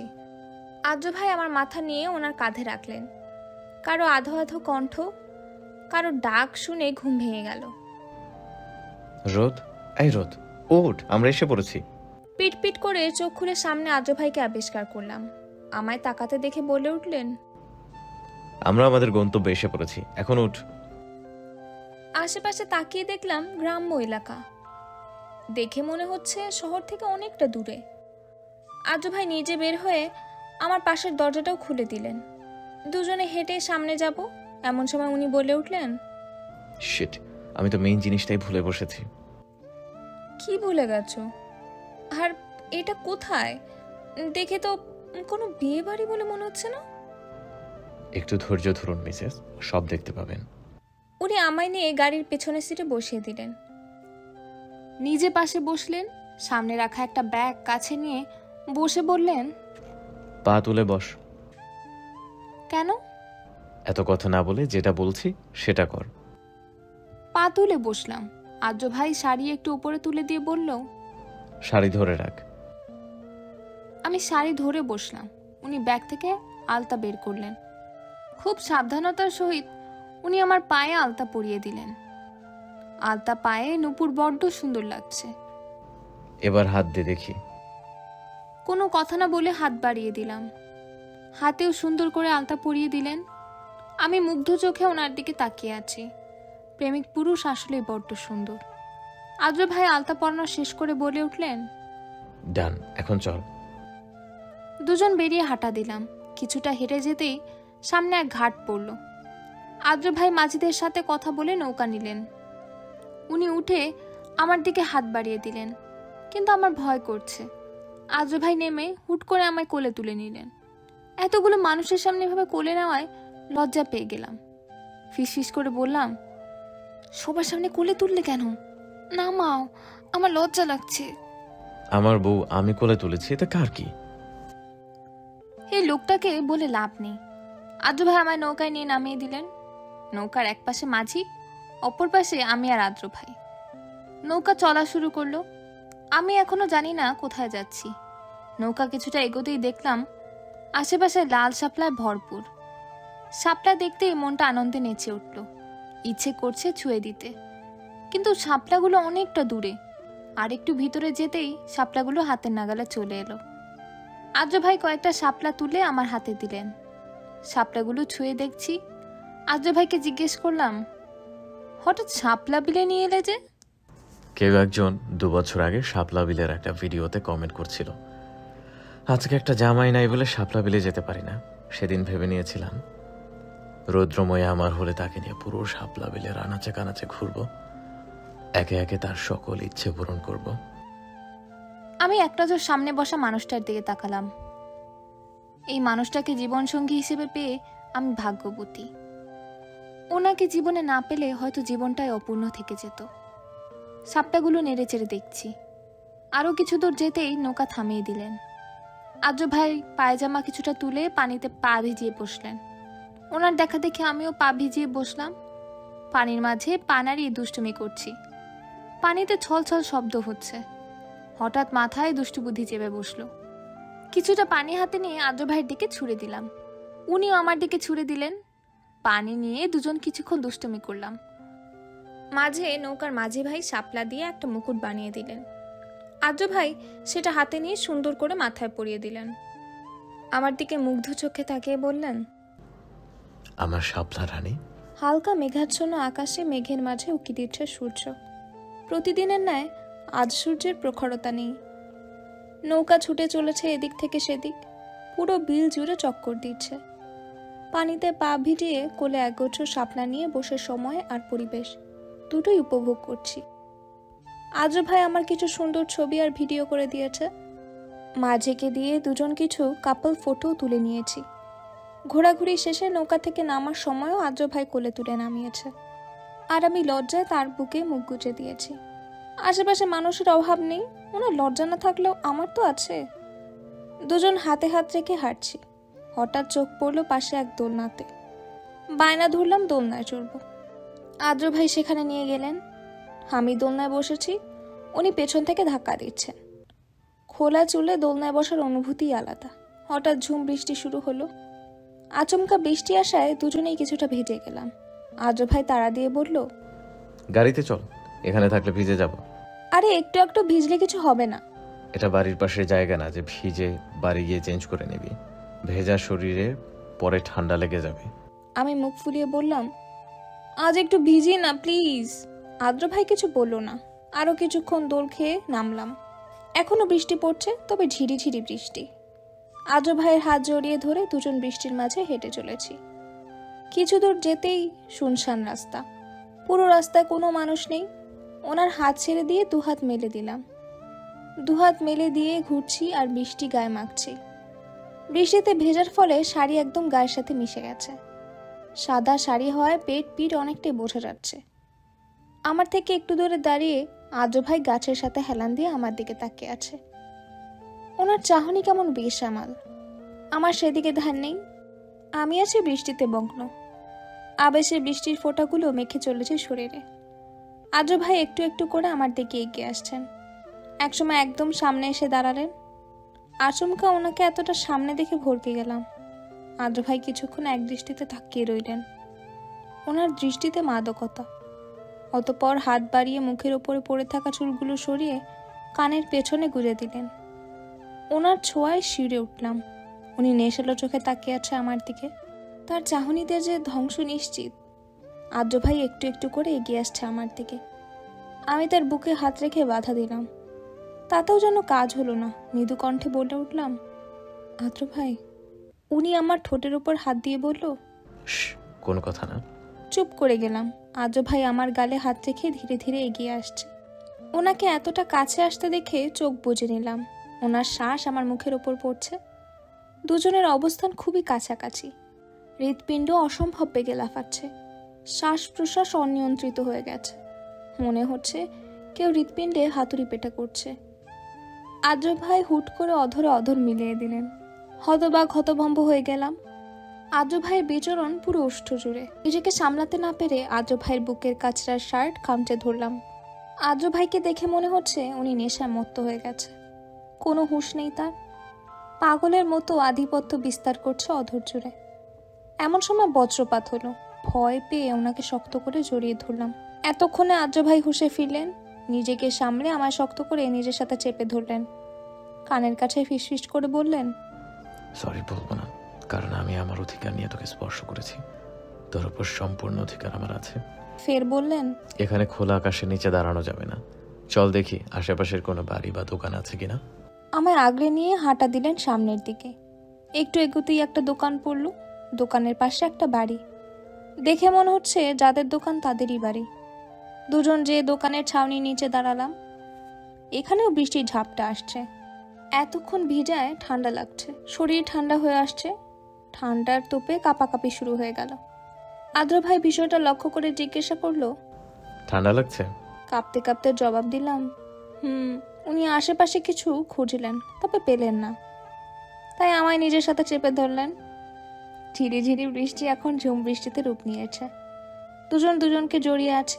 এমন সময় বাড়ির ভেতর থেকে ছাতা হাতে একটা পুরুষ বেরিয়ে এলো। আমাদের দেখে কাছে এগিয়ে এসে জিজ্ঞাসা করলো, আপনারা কারা? আদ্র ভাই উত্তর দিল, আমরা ঢাকা থেকে এসেছিলাম শাপলা বিল দেখতে। হঠাৎ বৃষ্টি চলে আসায় এখানে এসে দাঁড়িয়েছি। এখানে এভাবে ভেজা শরীরে দাঁড়িয়ে থাকলে তো দুজনে অসুস্থ হয়ে যাবেন। আপনারা আমার সাথেই বাসায় আসেন। না, সমস্যা নেই, আমরা এখানেই ঠিক আছি। আরে চিন্তা করবেন না, এখানে আমার পরিবার আছে, আপনারা ভেতরে আসতে পারেন। আদ্র ভাই না করতে যেও আমার দিকে তাকিয়ে না করলেন না। লোকটা বাড়ির ভেতরে যাওয়া শুরু করলো। আমরাও তার পিছু পিছু যাচ্ছি। হঠাৎ লোকটা থেমে গিয়ে জিজ্ঞাসা করলো, সাথে মেয়েটা কে হয়, বোন নাকি প্রেমিকা? কথাটা বলে লোকটা ফিসেল হাসলো। আদ্র ভাই আমায় নিজের আরো একটু কাছে নিয়ে বলল, বউ। আবারও লোকটার মুখে ফুটে উঠল বিস্তর হাসি। আদ্র ভাইয়ের মুখে বউ ডাকটা শুনলেই যেন মনটা জুড়িয়ে যায়। আদ্র ভাই ফের বলল, মিসেসের শখ শাপলা বিল ঘুরবে, তাই এত দূর আসা। বউ মানুষ আবদার কার কাছে করবে বলো? তার জামাই হিসেবে তোমারই দায়িত্ব তার শখ পূরণ করা। হ্যাঁ, তাই তো নিয়ে এলাম। বাড়ির ভেতর ঢুকতেই লোকটা হাঁক ছাড়লেন। গিন্নি, ও গিন্নি, কই তুমি? দেখো কারা এসেছে। শাড়ি পরিহিতা মধ্যবয়স্ক একজন নারী ছুটে এলেন। শাড়ির আঁচলে হাত মুছতে মুছতে বললেন, কারা আসছে? এই যে দেখো, এনারা ঢাকা থেকে ঘুরতে এসে বৃষ্টির জন্য আটকে গেছে। এনাদের নিয়ে ভিতরে বসাও, আমি একটু পাশের বাড়ি থেকে আসি। লোকটা চলে গেল। মহিলাটা আমাদের বলল, বাবা, তোমরা ভেতরে এসো, ঠান্ডা লেগে যাবে। দুজন ভেতরে গেলাম। আমাদের একটা রুমে বসতে দিল। তোমরা বসো, আমি আমার মেয়েকে দিয়ে তোমাদের জন্য কাপড় আর গামছা পাঠাচ্ছি। ভদ্রমহিলা তাড়াহুড়ো করে চলে গেলেন। একটু পরেই একটা মেয়ে হাতে করে কাপড় আর গামছা নিয়ে এলো। আদ্র ভাই ওর থেকে কাপড় নিয়ে বিছানায় রেখে গামছা হাতে নিলেন। আমি হাঁচে দিয়ে উঠলাম। মেয়েটা কেমন চোখে আদ্র ভাইয়ের দিকে তাকিয়ে আছে। মেয়েটাকে দেখে মনে হচ্ছে বয়স 11 বা 12-র কাছাকাছি হবে। আদ্র ভাই গামছা নিয়ে আমার দিকে এগিয়ে এলেন। এদিকে আমি একের পর এক হাঁচি দিয়ে চলেছি। তিনি আমার চুল মুছে দিতে শুরু করলেন। চুল মুছতে মুছতে বললেন, এজন্যই বলছিলাম বৃষ্টিতে ভেজিস না। কে শোনে কার কথা? এখন ঠান্ডা লাগলো তো? আমায় বকছে আর চুল মুছে যাচ্ছে। মেয়েটা দরজার সামনে দাঁড়িয়ে এখন আদ্র ভাইকে দেখছে। উনি আমার চুল সুন্দর করে মুছে দিয়ে বলল, যা কাপড় চেঞ্জ করে আয়। আমি কাপড় নিয়ে ওয়াশরুমে ঢুকলাম। দরজা লাগাবো তার আগেই শুনতে পেলাম মেয়েটা আদ্র ভাইকে জিজ্ঞেস করছে, আমি দরজা দিয়ে মাথা বের করে ওদের কথা শুনছি। আদ্র ভাই একবার আমার দিকে তাকিয়ে বলল, বোন না বউ। মুহূর্তে মেয়েটার মুখ বেজার হয়ে গেল। মুখ ভার করে মেয়েটা সেখান থেকে চলে গেল। আমি মিটি হাসতে হাসতে দরজা আটকে দিলাম। এই পিচ্চি মেয়েটাও কিনা আমার জামাইয়ের দিকে নজর দিচ্ছে, ভাবা যায়। ড্রেস চেঞ্জ করব, খেয়াল করলাম এখানে শাড়ি আর পেটিকোট, ব্লাউজ নেই। ব্লাউজ ছাড়া শাড়ি পরবো কি করে? সময় গড়িয়ে যাচ্ছে, আমি বের হচ্ছি না। আদ্র ভাই দরজায় নক করে বলল, কিরে বেরোচ্ছিস না কেন, কোনো প্রবলেম? না, কোনো উপায় না পেয়ে ব্লাউজ ছাড়া গ্রাম্যভাবে শাড়ি জড়িয়ে নিলাম। হাতগুলো দেখা যাচ্ছে, লজ্জা লাগছে। এইভাবে কি করে ওনার সামনে যেয়ে দাঁড়াবো? কিরে সারাদিন ওয়াশরুমে থাকার প্ল্যান করেছিস নাকি? দরজা খুলে টিপ টিপ পায়ে বেরিয়ে এলাম। আদ্র ভাই আমার দিকে পূর্ণ দৃষ্টিতে তাকালো, ঘটনা বুঝতে পেরে বলল, বোকা মেয়ে, আমি কি অন্য কেউ নাকি? আমি তোর বর, আমার সামনে কিসের লজ্জা? আমার লজ্জা লাগছে। এসব শরম গরম ভাত দিয়ে খেয়ে ফেল, তাহলে আর শরম লাগবে না। এখন সর, আমি চেঞ্জ করব। আমি সরে দাঁড়ালাম, উনি ভিতরে ঢুকে গেলেন। কিছুক্ষণ পর বেরিয়ে এলেন। ওনাকে দেখে খিলখিল করে হেসে উঠলাম। আদ্র ভাইয়ের পরনে লুঙ্গি। এই প্রথমবার আদ্র ভাইকে লুঙ্গি পরা দেখলাম। এমনি বাসা শর্ট পরে ঘুরে বেড়ায়। আমার হাসি থামাথামির নাম নেই। আদ্র ভাই কাছে এসে হাতে গামছা ধরিয়ে দিয়ে বলল, হা হি পরে করিস, আগে আমার চুলগুলো মুছে দে। উনি বিছানায় বসে পড়লেন। না হলে যে লম্বু, আমি ওনার নাগালি পেতাম না। আমি সযত্নে ওনার চুলগুলো মুছে দিচ্ছি। আদ্র ভাই আচমকা কোমর জড়িয়ে ধরলেন। ওনার স্পর্শ পেয়ে চমকে গেলাম। শিরদাঁড়া পেয়ে শিহরণ ছেয়ে গেল। চুল মোছা শেষে ছেড়ে দিলেন। আমাদের ভেজা কাপড় মেলে দিয়ে এলেন বাহিরে। একটু পরেই দরজায় নক পড়ল। আদ্র ভাই যেয়ে দরজা খুলে দিলেন। আন্টি হাতে 2 গ্লাস দুধ নিয়ে দাঁড়িয়ে আছেন। হাসি মুখে ভিতরে ঢুকে বললেন, তোমাদের জন্য গরম দুধ নিয়ে এলাম, দুজন খেয়ে নিও, ভালো লাগবে। আদ্র ভাই মুখে হাসি টেনে বললেন, এসবের কি দরকার ছিল আন্টি? লজ্জা পেও না বাবা, তোমরা এখন আমাদের বাড়ির মেহমান, তোমাদের খেয়াল রাখা আমাদের দায়িত্ব, খেয়ে নিও। আন্টি চলে গেলেন। দুজন দুধ খেয়ে বসে আছি। বাহিরে এখনো বৃষ্টি হচ্ছে। একটু পরপর জানালা দিয়ে বাচ্চা মেয়েটা এসে উকি দিচ্ছে। ওর যে আদ্র ভাইকে পছন্দ হয়েছে এটা বোঝাই যাচ্ছে। মেয়েটার দিকে তাকিয়ে মুচকি হাসলাম। সকালে গড়িয়ে দুপুর হয়ে গেছে। এতক্ষণে বৃষ্টিও থেমে গেছে। যেতে চাইলে আন্টি আঙ্কেল আটকে দিলেন, দুপুরের খাবার না খেয়ে যেতে দেবেন না। দুজন একদম রেডি হয়ে বসে রয়েছি। খাবারের জন্য ডাক পড়তেই চলে গেলাম খেতে। আমি আর আদ্র ভাই পাশাপাশি বসে খাচ্ছি। আন্টি আন্তরিকতার সহিত এটা ওটা এগিয়ে দিচ্ছেন। আমাদের অপর পাশে বসা মেয়েটা এখনো আদ্র ভাইয়ের দিকে তাকিয়ে আছে। আমি ওর ভাবনা বাদ দিয়ে খাওয়ায় মন দিলাম। খাওয়া শেষ করে একটু রেস্ট নিয়ে দুজন বেরিয়ে এলাম। ওনারা আমাদের বিদায় দিতে রাস্তা পর্যন্ত এলেন। আন্টি আমায় জড়িয়ে ধরে বললেন, হঠাৎ করে অতিথি হয়ে এলে তাই ঠিকঠাক আপ্যায়ন করতে পারলাম না, মনে কিছু নিও না। এভাবে বলছেন আন্টি, উল্টা আমরা এসে আপনাদের বিড়ম্বনায় ফেলে দিলাম। সমস্যা নেই, আবার এসো।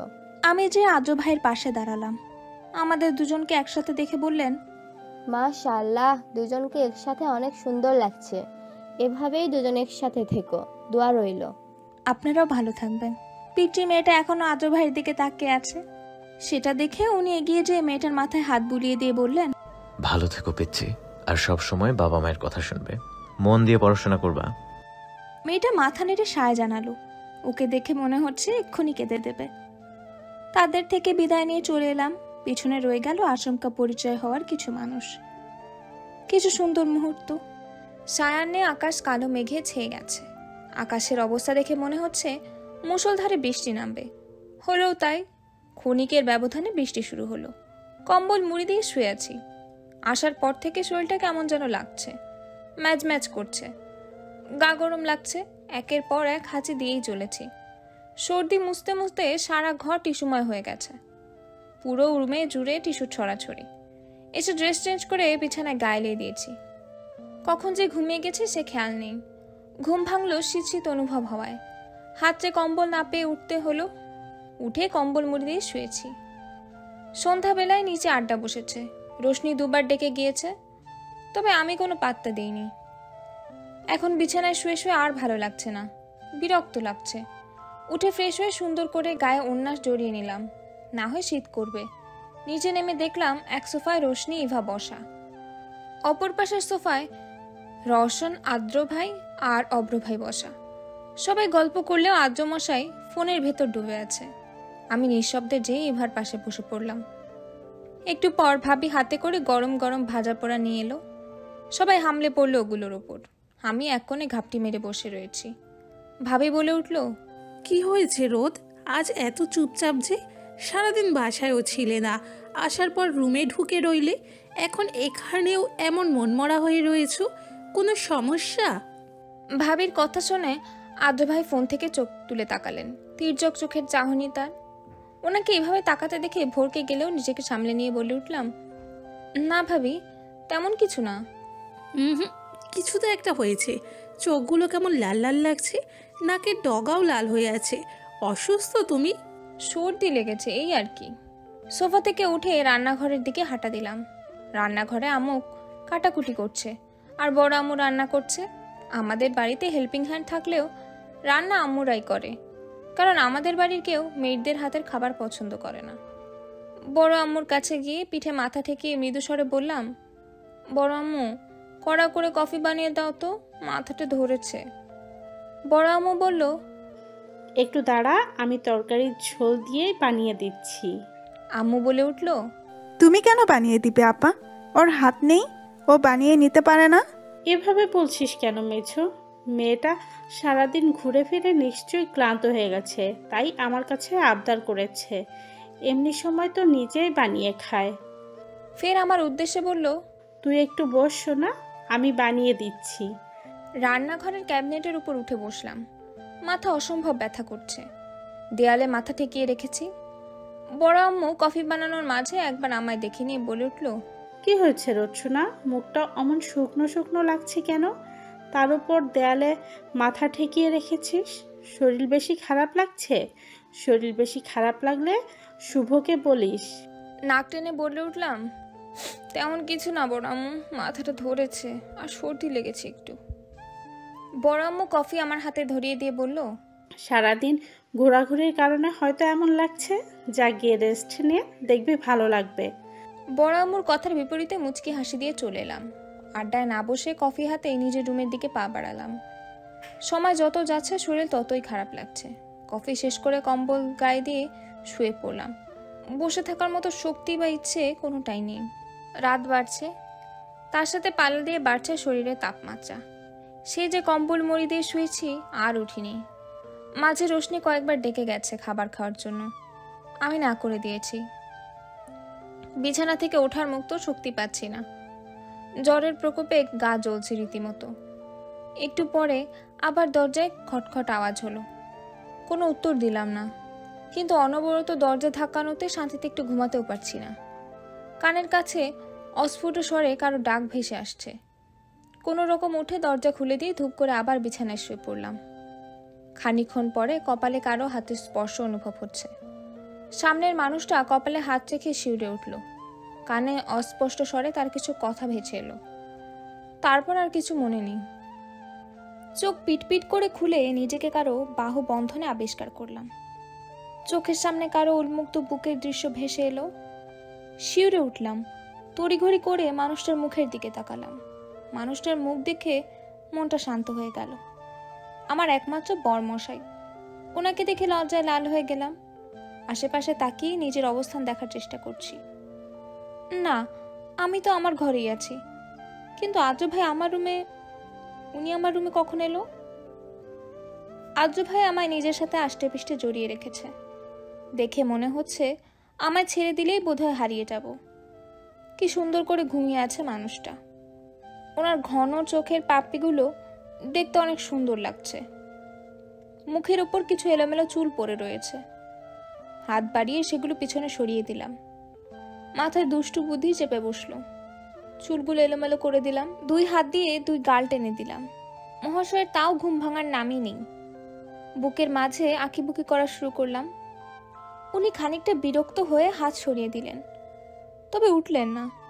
আমি ফের তাকে জ্বালানো শুরু করলাম। আমার হাতে ওনার হাত দিয়ে চেপে ধরে ঘুমো ঘুমো কণ্ঠে বলে উঠল, রৌদ্র, ডিস্টার্ব করিস না, ঘুমাতে দে। এমনিতেই রাতে ঘুমাতে পারি নাই। কথাটা বলে আমার সাপের মতো পেঁচিয়ে ধরলো। নিজের কাছে নিজেকে কেমন কোলবালিশ মনে হচ্ছে। উনি যেভাবে ইচ্ছে সেভাবে পেঁচিয়ে ধরেছেন। মনের মাঝে প্রজাপতি উঠছে, অদ্ভুত অনুভূতি হচ্ছে। এই প্রথম উনি আমার এতটা কাছে। শির দ্বারা বেয়ে শীতলতা বেয়ে যাচ্ছে। একা একা ভালো লাগছে না। আর এভাবে শান্ত থাকার মেয়েও আমি না।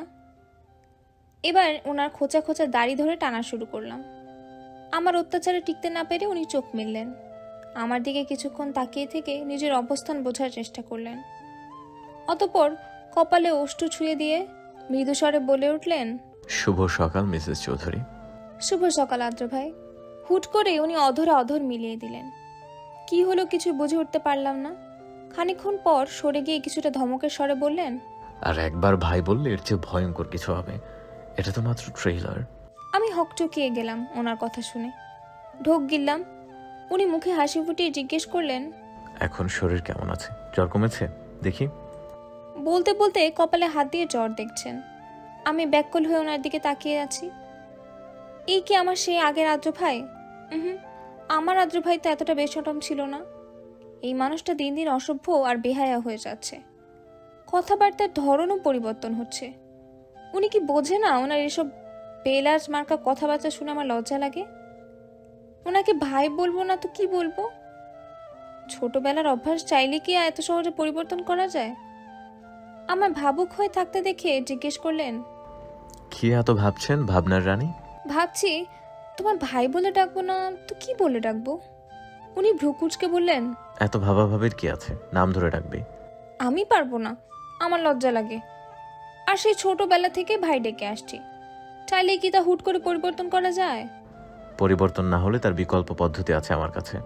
কি সেটা? এই যে একটু আগে দেখালাম। ওনার কথা শুনে লজ্জা পেয়ে গেলাম। এই লোকটা কি আজ আমায় শুধু লজ্জা দিতেই থাকবে? উনি জানে আমি ওনার এমন কথায় লজ্জা পাই, তাও তাকে এগুলোই বলতে হবে। আদ্র ভাই বলতে গিয়েও থেমে গেলাম। না, এখন থেকে আর ভাই বলা যাবে না। তুমি আমার রুমে আমার বিছানায় কি করছিলে? আর তুমি আমার রুমে এলেই বা কখন? আমি তো দেখলাম না। বউকে আদর করতে এসেছিলাম। স্টুপিড, দেখবি কি করে? জ্বরের ঘরে মরার মতো পড়ে থাকলে আমি না কে এসেছে দেখবি কি করে? সেটা হুঁশ ছিল তোর? বারবার করে বলছিলাম বৃষ্টিতে ভিজিস না, কিন্তু কে শোনে কার কথা? সারা রাত জ্বরে ভুগেছিস, আমায় জ্বালিয়েছিস, এখন শান্তি লাগছে? তোমায় জ্বালিয়েছি মানে? রাতে দরজা খুলে দিয়েছে, চিৎপটাং হয়েছিস, তারপর কি হয়েছে সেই খেয়াল আছে? মাথা দুদিকে নাড়িয়ে না বোঝালাম। উনি আবার বলা শুরু করলেন, তোর কপালে হাত দিয়ে আটকে আছি। কি তাপ শরীরে, মনে হচ্ছে আমার হাতটাই পুড়ে যাচ্ছিল। বড় মা মেজো মাকে ডেকে নিয়ে এলাম। বড় আম্মু তোর শরীর মুছে দিয়েছে, তাও জ্বর কমার নাম নাই। শুভ ভাইকে ডেকে নিয়ে এলাম। জ্বর মেপে দেখলো 103 ডিগ্রি জ্বর। ভাইয়া বলল কিছু খাইয়ে ওষুধ খাইয়ে দিতে। তোর হুঁশ নাই, কোনো রকমে গাল চেপে একটু খাওয়াতেই বাহানা আর খাবি না। তাই খাওয়ানো বাদ দিয়ে ওষুধ খাইয়ে দিয়েছিলাম। পাশে বসে মাথায় পানি ঢালছি হুট করে। বমি করে দিয়েছি? জি, পেটে যা ছিল আমার সব কোলে উগলে দিয়েছেন। বড় মাকে কাছে রেখে ড্রেস চেঞ্জ করে আবার মাথায় পানি দেওয়া শুরু করলাম, কিন্তু জ্বর কমাকমির কোনো নামই নাই। মেজমা একটু পরপর হাত পা মুছে দিচ্ছিল। ফের জোর করে খাইয়ে ওষুধ খাইয়ে দিয়েছি। এবার আর কিছু হলো না। রাত তখন 2টা বাজে। বড় মা আর মেজমাকে পাঠিয়ে দিলাম। ওরা যেতে চায়নি, আমি জোর করেই পাঠিয়ে দিয়েছি। এরপর তোর পাশে বসে জলপট্টি দেওয়া শুরু করলাম। হঠাৎ খেয়াল করলাম তুই শীতে কাঁপছিস। কম্বল গায়ে থাকার পরেও আমার রুমের কম্বল এনে তোর গায়ে দিলাম। তারপরও তোর কাঁপাকাঁপি কমেনি। তখন কিছু না ভেবেই টি শার্ট খুলে তোর পাশে শুয়ে পড়লাম। জড়িয়ে নিলাম তোকে বুকে। আমার শরীরের উষ্ণতায় ধীরে ধীরে তোর কাঁপুনি কমে গেল। তবে তোর শরীরের তাপে আমি সিদ্ধ হয়ে গেছি। কখন যে ঘুমিয়ে পড়েছি আমি নিজেও জানি না। এই হলো ঘটনা ম্যাডাম। বলে নাক টেনে দিল। বিছানা থেকে উঠে ফ্রেশ হতে চলে গেল। আমি বসে বসে ভাবছি, সারা রাত মানুষটাকে এতটা জ্বালিয়েছি, আবার সকালবেলাতেও ঘুমোতে দেইনি। তাও কি সুন্দর উনি আমার উপর বিরক্ত না হয়ে আমি ঠিক আছি কিনা সে খেয়াল রাখছে। ওনাকে পেয়ে সত্যিই আমি ভাগ্যবতী। প্রতিটা মেয়ে তো এমন একজন জীবনসঙ্গীই চায়, আর আমি তাকে পেয়ে গেছি আমার করে। উনি আমার, শুধু আমার। আদ্র ফ্রেশ হয়ে বেরিয়ে বললেন, তুই ফ্রেশ হতে যা, আমি খাবার নিয়ে আসছি। আদ্র চলে গেলেন। আমিও উঠে ফ্রেশ হতে চলে গেলাম। ফ্রেশ হয়ে এসে বিছানায় বসে পা দোলাচ্ছি। এমন সময় খাবার হাতে আদ্র রুমে ঢুকলো। খাবারগুলো বিছানার পাশে টেবিলে রেখে আমার পাশে বসলো। মুখের সামনে খাবার ধরে বলল, হা কর। আমায় দাও, আমি নিজের হাতে খেতে পারবো। আদ্র চোখ রাঙিয়ে তাকালো। ওনার চোখ রাঙানো দেখে ভদ্রমের মতো হা করলাম। উনি খাইয়ে দিচ্ছে আর আমি বসে বসে খাচ্ছি। খাওয়ানো শেষে ওষুধ খাইয়ে দিল। আমি বিছানা থেকে নামতে যাব, তার কঠোর কণ্ঠস্বর, বিছানা থেকে নামলে পা ভেঙে রেখে দিবা একদম। আমি নিচে যাচ্ছি, খেয়ে আসবো। এসে যদি দেখি বিছানা থেকে নেমে টই টই করছিস তাহলে খবর আছে। উনি চলে গেলেন। আমি বিছানায় বসে বসে ফোন চালাচ্ছি। কিছুক্ষণ পর রুমে এসে ধপাস করে আমার পাশে বিছানায় শুয়ে পড়ল। আমি ওনার চুলগুলো এলোমেলো করে দিলাম। আচমকা উনি আমার উপর ভর করে চোখে চোখ রেখে বলে উঠল, সারা রাত নিজে পুড়েছিস জ্বরের তাপে, আমায় পুড়িয়েছিস ভালোবাসার অনলে। এখন তোর নিস্তার নাই রুদ্রময়ী। মেঘে ঢাকা আকাশ, চাঁদের দেখা নেই। অন্ধকার বিরাজ করছে চারপাশে। মৃদু বাতাস বইছে একটু পরপর। হাওয়ার তালে তালে উড়ে চলেছে উন্মুক্ত কেশগুচ্ছ। গোছানো চুলগুলো মুহূর্তে এলোমেলো হয়ে যাচ্ছে, তবে সেদিকে খেয়াল নেই আমার। কোন চিন্তায় যে মগ্ন হয়ে আছি কে জানে। ধ্যান ভাঙল রোশনির ডাকে। আপু, এই আপু, কোথায় হারিয়ে গেছো? সেই কখন থেকে ডাকছি, তোমার খেয়াল নেই। ভাবনা থেকে বেরিয়ে নিজেকে স্বাভাবিক রেখে জিজ্ঞেস করলাম, কি হয়েছে, ডাকছিস কেন? বড় আম্মু ডাকছে তোমায়, বলেছে এই অসুস্থ শরীরে বেশিক্ষণ ছাদে না থাকতে। নিচে চলো, সবাই আড্ডা দিচ্ছে। তুই যা, আমি আসছি। রোশনি চলে গেল। আরও একটু সময় থেকে আমিও নিচে নেমে এলাম। নিচে আড্ডা বসেছে সবার। আম্মু, বড় আম্মু, ছোট আম্মু, ভাবি, ইভা আর রোশনি মিলে গল্প করছে। আমাকে দেখেই বড় আম্মু ডাক দিল, রচ্ছনা, এদিকে আয়। ভদ্রমের মতো বড় আম্মুর পাশে গিয়ে বসলাম। বড় আম্মু কপালে হাত রেখে তাপমাত্রা চেক করলো। অতঃপর বলল, জ্বর তো এখনো আছে, শরীর যথেষ্ট গরম। এই অসুস্থ শরীর নিয়ে ছাদে কি করছিস? সারাদিন বিছানায় শুয়ে বসার ভালো লাগছিল না, তাই ছাদে মুক্ত পরিবেশে হাওয়া খেতে গিয়েছিলাম। বড় আম্মু আমার মাথা তার কোলে রেখে বললেন, তুই শুয়ে থাক, আমি তোর মাথায় হাত বুলিয়ে দিচ্ছি, দেখিস ভালো লাগবে। বড় আম্মুর কথা মতো শুয়ে পড়লাম। সবাই মিলে গল্প করছে, আমিও তাদের সাথে তাল দিচ্ছি। একটু পরপর এক একজনের কথা শুনে খিলখিল করে হাসছি। আমাদের দেখে মনেই হচ্ছে না আমরা মা মেয়ে বসে আড্ডা দিচ্ছি। কেউ দেখলে বলবে বন্ধুরা বন্ধুরা আড্ডা দিচ্ছি। ভাবি একটু পরপর মজার মজার কথা বলছে, আর আমরা হাসতে হাসতে একে অপরের গায়ে ঢলে পড়ছি। আমাদের হাসি ঠাট্টার মাঝে উপস্থিত হলো আদ্র মহাশয়। আদ্রকে দেখে বড় আম্মু জিজ্ঞেস করলো, কিছু লাগবে বাবা? তেমন কিছু না, তোমরা আড্ডা দাও। আদ্রর কণ্ঠ পেয়ে ওনার দিকে ফিরে তাকালাম। চোখাচোখি হলো দুজনার। লজ্জায় মাথা নামিয়ে ফেললাম। সকালের ঘটনা মনে পড়ে গেল। আচমকা উনি আমার উপর ভর করে চোখে চোখ রেখে বলে উঠল,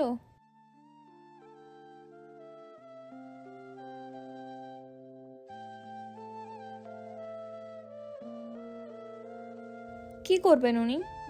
ভীত চোখে আদ্রের দিকে তাকিয়ে আছে। উনি তীক্ষ্ণ চোখে চেয়ে আছে আমার দিকে। চোখ তো নয়, যেন তীক্ষ্ণ তীর। এই বুঝি বিদ্ধ আমার বুকে। আদ্র একটু একটু করে হেলে পড়ছে আমার দিকে।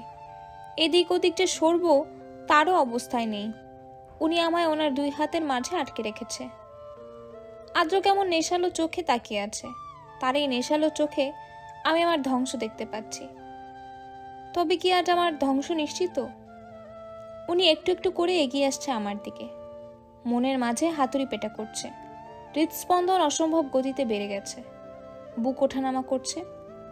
আজও ঝুঁকে রয়েছে আমার উপরে। ওনার নিঃশ্বাস মুখের উপর আছড়ে পড়ছে। ওনাকে এতটা কাছে দেখে হার্টবিট এতটাই বেড়ে গেছে, মনে হচ্ছে এই বুঝি আমার হার্ট বাবাজি বেরিয়ে চলে আসবে। আজের চোখের চাহনি অস্বাভাবিক। উনি প্রথমে কপালে ওষ্ঠ ছুঁয়ে দিল, অতঃপর দুই গালে এঁকে দিল ভালোবাসার স্পর্শ। আমি চোখ বুজে রয়েছি। না পারছি ওনাকে কিছু বলতে, আর না পারছি ওনাকে নিজের থেকে সরাতে। আমার অবস্থা বেহাল। আজও ধীরে ধীরে এগিয়ে আসছে আমার অধর পানে। অধরে অধর মিলিত হবে এমন সময় কেউ দরজায় নক করলো। আজও হুঁশে ফিরল। চসূচক শব্দ করে নিজেকে দূরে সরিয়ে নিল। দরজায় আবার কে যেন নক করলো। আমি ওনার বিরক্তি মাখা মুখের দিকে তাকিয়ে জিজ্ঞেস করলাম, কে? আমি ইভা, দরজা খোল। আজও বিরক্তিতে চোখ মুখ কুঁচকে ফেললো। বিড়বিড় করে বলে বসলো, এই শালী নামক প্যারার জন্য বউয়ের কাছে শান্তিমতো রোম্যান্সেরও সময় নাই। এদের জ্বালায় আমাকে সারা জীবন বিবাহিত ব্যাচেলরই থেকে যাবে মনে হচ্ছে। এটা মেনে নেওয়া যায় না। খুব শীঘ্রই বউ তুলে নিয়ে চলে যাব। উনি উঠে বিছানা থেকে নেমে গেলেন। আমি ভ্রু কুঁচকে ওনার কার্যকলাপ দেখছি।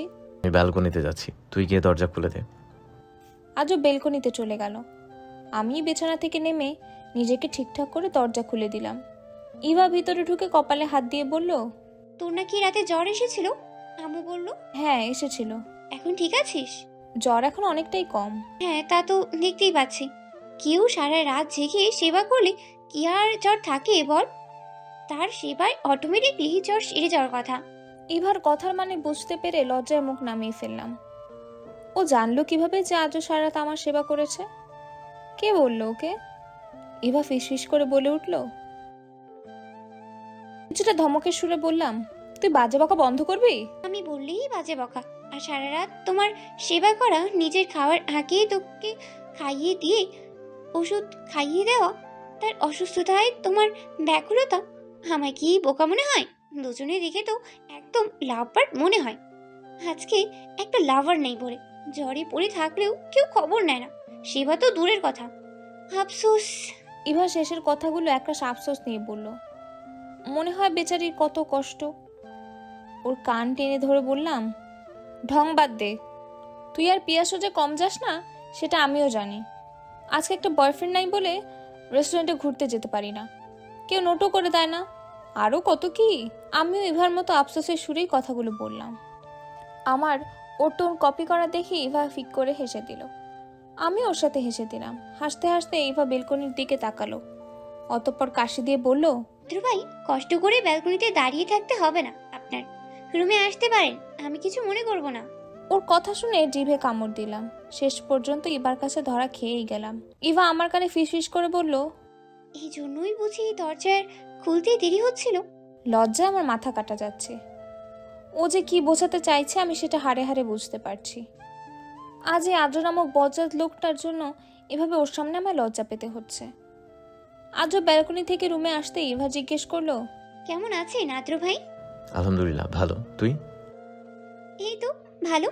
ইভা কিছু বলবে তার আগেই আদ্র আমার উদ্দেশ্যে বলে উঠল, আমি বাইরে যাচ্ছি, কিছু কাজ আছে।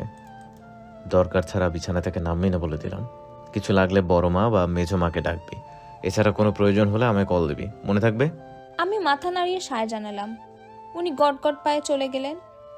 না হয় দুজনকে একসাথে লজ্জায় পড়তে হতো।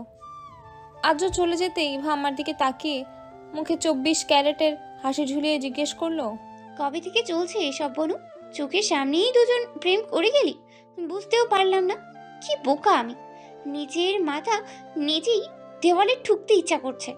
তোদের দেখে মনে হয় পুরো বোঝ আমায়। কি সুন্দর মিষ্টি কথা, কিছু দরকার হলেই আমায় কল দিস, আমি তো পুরো ফিদা বনু। আয়, তুই তোর বাজে কথা নিয়ে সরবি নাকি লাত্তি খাবি? এমন করিস কেন? একটু তো মজাই করছিলাম। শোন, আজ কি হয়েছে? ইভা ওর আর পিয়াসের কথা শুরু করে দিল। আমি হাফ ছেড়ে বাঁচলাম। এই মেয়েটা একটু কিছু হলেই আমাকে বলতে চলে আসবে। আমায় না বললে নাকি ওর ভালো লাগে না, কথাগুলো পেটের মাঝে ঘুরঘুর করে। আমায় না বলা পর্যন্ত ওর শান্তি নেই। আমিও চুপটি করে বসে ওর কথা শুনি। ইভার সাথে গল্প করে সময়টা ভালোই কেটেছে। না হয় বিছানায় শুয়ে শুয়ে বোর হতে হতো। অনেকক্ষণ আড্ডা দিয়ে ইভা ওর রুমে চলে গেল। দুপুরের সময় রোদের তাপে নাজেহাল অবস্থা। ঘেমে নিয়ে একাকার হয়ে রয়েছি। পরপর 4টা ক্লাস করে ক্লান্ত। ক্যান্টিনে একজন আরেকজনের উপর হেলান দিয়ে বসে আছি। ফাইনালি ক্লাস শেষ হলো। বন্ধুরা মিলে আড্ডা দিয়ে বাহিরে এলাম। দুজনে উঠে বসলাম গাড়িতে।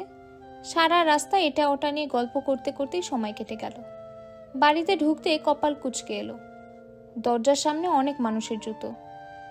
বাড়িতে কি কেউ এসেছে? ড্রয়িং রুম থেকেও মানুষের কথার শব্দ আসছে। ইভার দিকে তাকিয়ে ভ্রু কুঁচকে জিজ্ঞেস করলাম, কি রে বনু, বাড়িতে কি কেউ এসেছে? আমি কিভাবে বলবো বল, তুই যেখানে আমিও তো সেখানেই। চল ভিতরে যেয়ে দেখি। দুজন ভিতরে ঢুকে দেখলাম ড্রয়িং রুমের সোফায় বসা অনেক মানুষ। তাদের মাঝে ঈশিতা আপু আর শিহাব ভাইয়া, তার বাবা মা, আর বিয়ের দিন যে ছেলেটা আমাদের আশেপাশে ঘুরঘুর করছিল সেই ছেলেটা। কপাল কুঁচকে এলো। এরা এখন এই সময় আমাদের বাড়িতে কি করছে? ইভা জিজ্ঞেস করলো, বনু এই হাদারাম গাধা কি করছে আমাদের বাসায়? এটাকে তো আমার দেখতেই মন চায় না। কেমন বেহায়ার মতো বিয়ের দিন ঘুরঘুর করছিল, পারছিলাম না ধরে কেরানি দিতে। আমি কিছু না বলে ওদের দিকে তাকিয়ে আছি। আমাদের দেখে বড় আম্মু এগিয়ে এলো, মাথায় হাত বুলিয়ে দিয়ে জিজ্ঞেস করলো, এসে গেছিস? যা ফ্রেশ হয়ে নে। ইভা জিজ্ঞেস করলো, আম্মু ওনারা কেন এসেছে? পরে জানতে পারবে, এখন ওপরে যে ফ্রেশ হও। দুজন রুমে চলে এলাম। ইভাও রুমে না গিয়ে আমার রুমে চলে এলো। দুজনে বসে ভাবছিলাম এদের হুট করে বাড়ি আসার কারণ কি, তবে বুঝতে পারছি না। এর মাঝেই এসে তাপু এলো, এসে জড়িয়ে ধরে হালচাল জিজ্ঞেস করলো। আপুর খুশি যেন শেষই নেই। আমি আপুকে বলে উঠলাম, তোমায় অনেক মিস করেছি আপু, তুমি থাকলে আমাদের আড্ডাটা কত জমজমাট হতো। মিস করি সেই সময়টা। আমার যেন আর মিস না করছি, সেই ব্যবস্থাই করছি। বোন একসাথে থাকবো। আপুর কথার মানে বুঝতে পারলাম না, তাই জিজ্ঞেস করলাম, মানে কি বলছো? তুমি আর আমি একসাথে থাকবো কিভাবে? জানতে পারবি, ওয়েট কর। আপু উৎফুল্ল মনে আমার গলা জড়িয়ে ধরে বলল, আজকে আমি অনেক খুশি রোদ, অনেক খুশি। কেন? আপু কিছু বলবে এমন সময় শিহাব ভাইয়ার ডাক। আপু আমাদের থাকতে বলে চলে গেল। আমি আর ইভা একে অপরের দিকে তাকিয়ে আছি। দুজন আর কেউ কিছু বুঝতে পারছি না। এই সময় রোশনি এলো রুমের সামনে, দরজায় দাঁড়িয়ে উকি দিয়ে জিজ্ঞেস করলো, তোমরা কি জানো ঈশিতাপুরা কেন আসছে? আমরা দুজন মাথা নিয়ে না বোঝালাম। রোশনি রুমে ঢুকে ফিসফিস করে বলল, আমি জানি, শুনতে চাও? আমরা দুজন মাথায় নেড়ে সায় জানালাম। রোশনি আগের মতো ফিসফিস করে বলল, ঈশিতা আপুর ওই হাদারাম গাধা মার্কা দেবরের জন্য রোদাপুকে বউ বানিয়ে নিয়ে যেতে চায়। এই আমি যে তোমাকে আগে আগে বলে দিলাম, এটা কাউকে বলো না যেন। আমি যাই, তোমরা থাকো। রোশনি যেভাবে এসেছিল ঠিক সেভাবেই চলে গেল। নিস্তব্ধতায় ঘেরা পুরো ড্রয়িং রুম, কোথাও নেই কোনো শব্দ। মনে হচ্ছে নীরবতা পালন করা হচ্ছে। মাথা নিচু করে ড্রয়িং রুমে সবার সামনে বসে আছি। মেজাজ পুরো খারাপ। ইচ্ছে করছে আদ্রকে হাতের কাছে পেলে ইচ্ছে মতো ধুলাই দিই। সেই সময়ের ঘটনা। রোশনি কথাগুলো বলে চলে গেল। আমি হতবাক, হতবম্ব হয়ে বসে আছি। কি হচ্ছে কিছুই মাথায় ঢুকছে না। আমাকে দেখে মনে হবে ঘোরের মধ্যে ডুবে গিয়েছি। এবার পাশ থেকে ধাক্কা দিয়ে বলল, কি কিছু বলছিস না কেন? রোবট হয়ে গিয়েছিস নাকি? অনুভূতি নেই হয়ে গিয়েছে? আমি ফ্যাল দৃষ্টিতে ওর দিকে তাকিয়ে আছি। কি বলবো বুঝতে পারছি না। ইভা আমার কাঁধ ধরে ঝাঁকিয়ে বলল, রোদ শুনতে পাচ্ছিস? ওই হাদারাম তোকে দেখতে এসেছে। কিছু কর, হাদরো ভাইয়াকে কল দে, তাকে জানা বিষয়টা। এবার আমার ধ্যান ভাঙলো। হন্তদন্ত হয়ে ফোন খুঁজছি, অতপর পেয়েও গেলাম। হাত পা কেমন কাঁপছে। হঠাৎ করে বুকের মাঝে আদ্রকে হারিয়ে ফেলার ভয় হচ্ছে। কাঁপা কাঁপা হাতে আদ্রর নাম্বার ডায়াল করলাম। প্রথমবার রিসিভ হলো না। ফের ফোন লাগালাম। রিসিভ করতে ওনাকে বলতে না দিয়ে তড়িৎ গতিতে বলে উঠলাম, আদ্র ভাই তুমি কোথায়? বাড়ি এসো জলদি। অপর পাশ থেকে শান্ত কণ্ঠে ভেসে এলো, আগে ভাই বলা বন্ধ কর, আমি তোর জামাই লাগি, ভাই না। জামাইয়ের গোষ্ঠী গেলাই, তুমি ফাফ বেচাল বাদ দাও তো। এখন আগে আমার কথা শোনো, ঈশিতা আপুরা এসেছে বাসায়। ভালো তো, এখানে তো হাইপার হওয়ার কি আছে? ওর বাবার বাড়ি, ও বেড়াতে এসেছে। এবার কিছুটা ঝাড়ি দিয়ে বলে উঠলাম, তুমি চুপচাপ আমার কথা শুনবে নাকি কল কেটে দেবো? ঠিক আছে বল, শুনছি। ঈশিতা আপুর শ্বশুর শাশুড়ি, তার দেবর, চাচা শ্বশুর শাশুড়ি এসেছে আমাকে তাদের বাড়ির বউ করে নিয়ে যেতে। অপর পাশের মানুষটা নিশ্চুপ, তার কোনো কথা নেই। ওনার কোনো আওয়াজ না পেয়ে ভয়ে ভয়ে জিজ্ঞেস করলাম, শুনছো?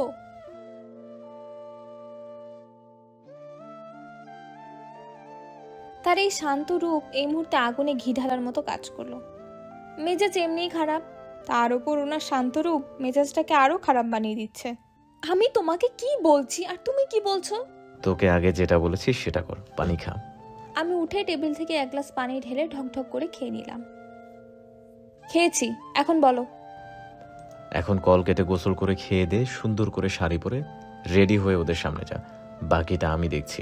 তোমার মাথা ঠিক আছে? তুমি ওর অতিশোকে পাথর হয়ে যাওনি তো?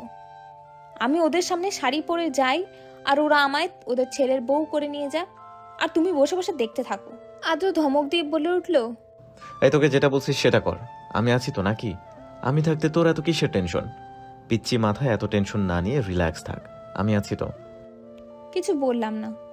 ওনার মনে হয় মাথা খারাপ হয়ে গেছে। ওনাকে আমি বলছি এক, উনি বুঝছেন আরেক।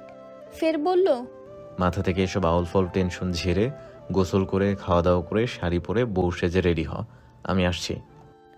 রাগ করে কল কেটে দিতে যাব, এমন সময় তার বিড়বিড় কণ্ঠে শুনতে পেলাম, ব্যাটা বেশি বেড়েছে তাই না?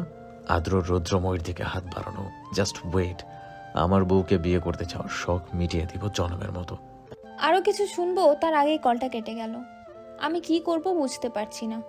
ইভা আমার দিকে তাকিয়ে জিজ্ঞেস করলো, কি বললো আদ্র ভাই? তোর আদ্র ভাই অতিশোকে পাগল হয়েছে, আমাকে বলছে সেজে গুজে ওদের সামনে যেতে। ইভা ভাবুক হয়ে বলল, আদ্র ভাই যেহেতু বলেছে তার মানে সে নিশ্চয়ই কোনো কিছু করবে, তুই চিন্তা করিস না। ইভা নিজের রুমে চলে গেল। আমিও সকল চিন্তা বাদ দিয়ে গোসল করতে চলে গেলাম। বের হয়ে চুল মুছছি, এমন সময় রুমে আম্মুর আগমন। হাতে কয়েকটা শাড়ি নিয়ে এসেছে। শাড়িগুলো বিছানার উপর রেখে বলল, এখান থেকে যে কোনো একটা পরে রেডি হয়ে নে। আম্মুর কথার বিপরীতে কিছু বললাম না, মাথা নাড়িয়ে সায় জানালাম। আম্মু অবাক চোখে আমার দিকে তাকিয়ে আছে। হয়তো বুঝতে পারছে না তার মেয়ে এত ভালো কবে থেকে, কারণ কোনো প্রশ্ন ছাড়া এক কথায় রাজি হয়ে যাওয়ার মেয়ে আমি না। আম্মু কিছুক্ষণ তাকিয়ে থেকে চলে গেল। বিছানায় বসে শাড়িগুলো উল্টে পাল্টে দেখছি, এমন সময় ফোন বেজে উঠল। রিসিভ করে কানে ধরতেই ওপাশ থেকে আদ্র মহাশয়ের কণ্ঠস্বর ভেসে এলো, শাড়িগুলোর মধ্যে যে নীল শাড়ি আছে ওটা পরে আসবি। বলেই ফট করে কল কেটে দিল। আমি ব্যাক কলের মতো ফোন হাতে নিয়ে স্ক্রিনের দিকে তাকিয়ে রইলাম। এই লোক কি সত্যি সত্যিই পাগল হলো? নিজের বিয়ে করা বউকে পাত্রপক্ষ দেখতে আসছে, আর উনি তাদের বাধা না দিয়ে উল্টো তাদের সামনে পড়ে যাওয়ার জন্য আমার শাড়ি সিলেক্ট করে দিচ্ছে। আমি শিওর এই লোক পাগল হয়ে গেছে। রাগে বিড়বিড় করতে করতে শাড়ি পরে রেডি হয়ে নিলাম। আয়নার সামনে দাঁড়িয়ে কাজল পরছি, এমন সময় ইভা আর রোশনি রুমে ঢুকলো। দুজনের মুখে লেগে আছে হাসি। ওদের হাসি দেখে কপাল কুঁচকে গেল।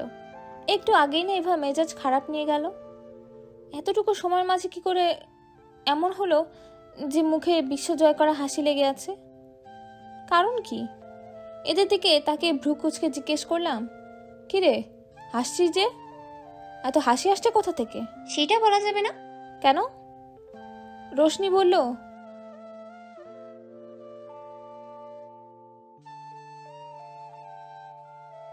বুঝতে পারলাম এদের জিজ্ঞেস করে কোনো লাভ নেই, তাই নিজেকে শেষবার মতো আয়নায় দেখে নিয়ে বললাম, চল। বলে সামনে আগাতে নিলে ইভা আটকে দিল। কপাল কুঁচকে ওর দিকে তাকালাম। মাথায় কাপড় না দিয়ে কোথায় যাচ্ছিস? আগে মাথায় কাপড় দে। দেখ এমনি মেজাজ খারাপ, তুই আর খারাপ করিস না। ইভা কিছু না বলে নিজ দায়িত্বে মাথায় কাপড় দিল। দুজন দুপাশ থেকেই ধরে নিয়ে যাচ্ছে। দেখে মনে হচ্ছে আমি হাঁটতে পারি না, তাও কিছু বললাম না, চুপচাপ ওদের সাথে যেতে লাগলাম। আমায় নিয়ে ইভা সিঙ্গেল সোফায় বসিয়ে দিল। ইচ্ছে নেই মুখ তুলে সামনের মানুষগুলোকে দেখার, মাথা নিচু করে বসে আছি। তবে আশেপাশে সবাই যে আমার দিকে তাকিয়ে আছে সেটা বুঝতে পারছি। নিজেকে কেমন ভিন্ন গ্রহের প্রাণী মনে হচ্ছে। কেউ কোনো কথা বলছে না। হঠাৎ কেউ বলে উঠল, মা মুখটা একটু তোলো তো, তোমার চাঁদ বরণ মুখটা একটু দেখি। কণ্ঠস্বরটা আমার বড্ড চেনা। তড়িৎ গতিতে মুখ তুলে তাকালাম। সামনের মানুষগুলো যে আমার বড্ড কাছের। আমার সামনে ফুপি, ফুপা, আরু, আদ্র এবং আদ্রের দাদুমণি বসে আছে। আমি অবাক চোখে তাদের দিকে তাকিয়ে আছি। ওরা কখন এলো? আর এখানেই বা কি করছে? এখানে তো ওই হাদারাম গাধা আর তার ফ্যামিলি থাকার কথা ছিল। আর আমার সাথে হচ্ছেটাই বা কি? আমি কি স্বপ্ন দেখছি নাকি বাস্তব? আমার অবস্থা দেখে সবাই একসাথে উচ্চস্বরে হেসে দিল। ওদের হাসতে দেখে কিছু বুঝতে পারলাম না। নিজেকে কেমন ভিন্ন গ্রহের প্রাণী বলে মনে হচ্ছে। এখানে কি হচ্ছে কিছু বুঝতে পারছি না।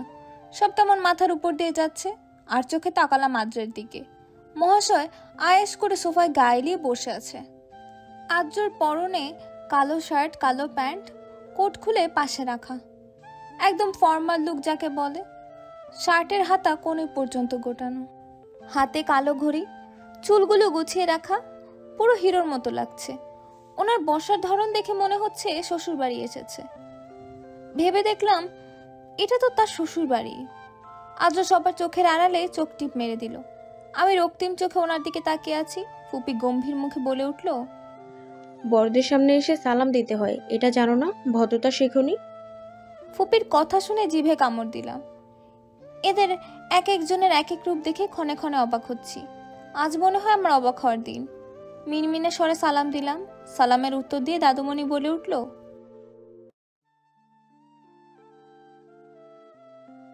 জি পারি।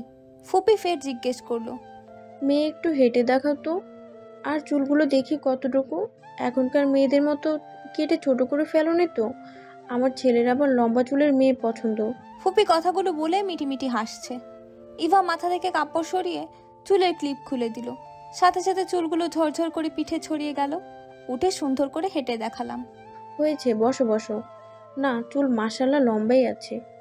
ভদ্র মেয়ের মতো যেয়ে বসে পড়লাম। এরা এক একজন এক এক কথা জিজ্ঞেস করছে আর আমি বসে বসে সেগুলোর উত্তর দিচ্ছি। আদ্রর দিকে তাকিয়ে দেখলাম উনি আমার দিকে তাকিয়ে মিটমিট করে হাসছে। আমার অবস্থা দেখে হাসা হচ্ছে, তাই না? সব হাসি আমি বের করব। অসভ্য লোক কোথাকার। হুট করে ফ্লাইং কিস ছুড়ে দিলেন। চোখ গরম করে ওনার দিকে তাকালাম।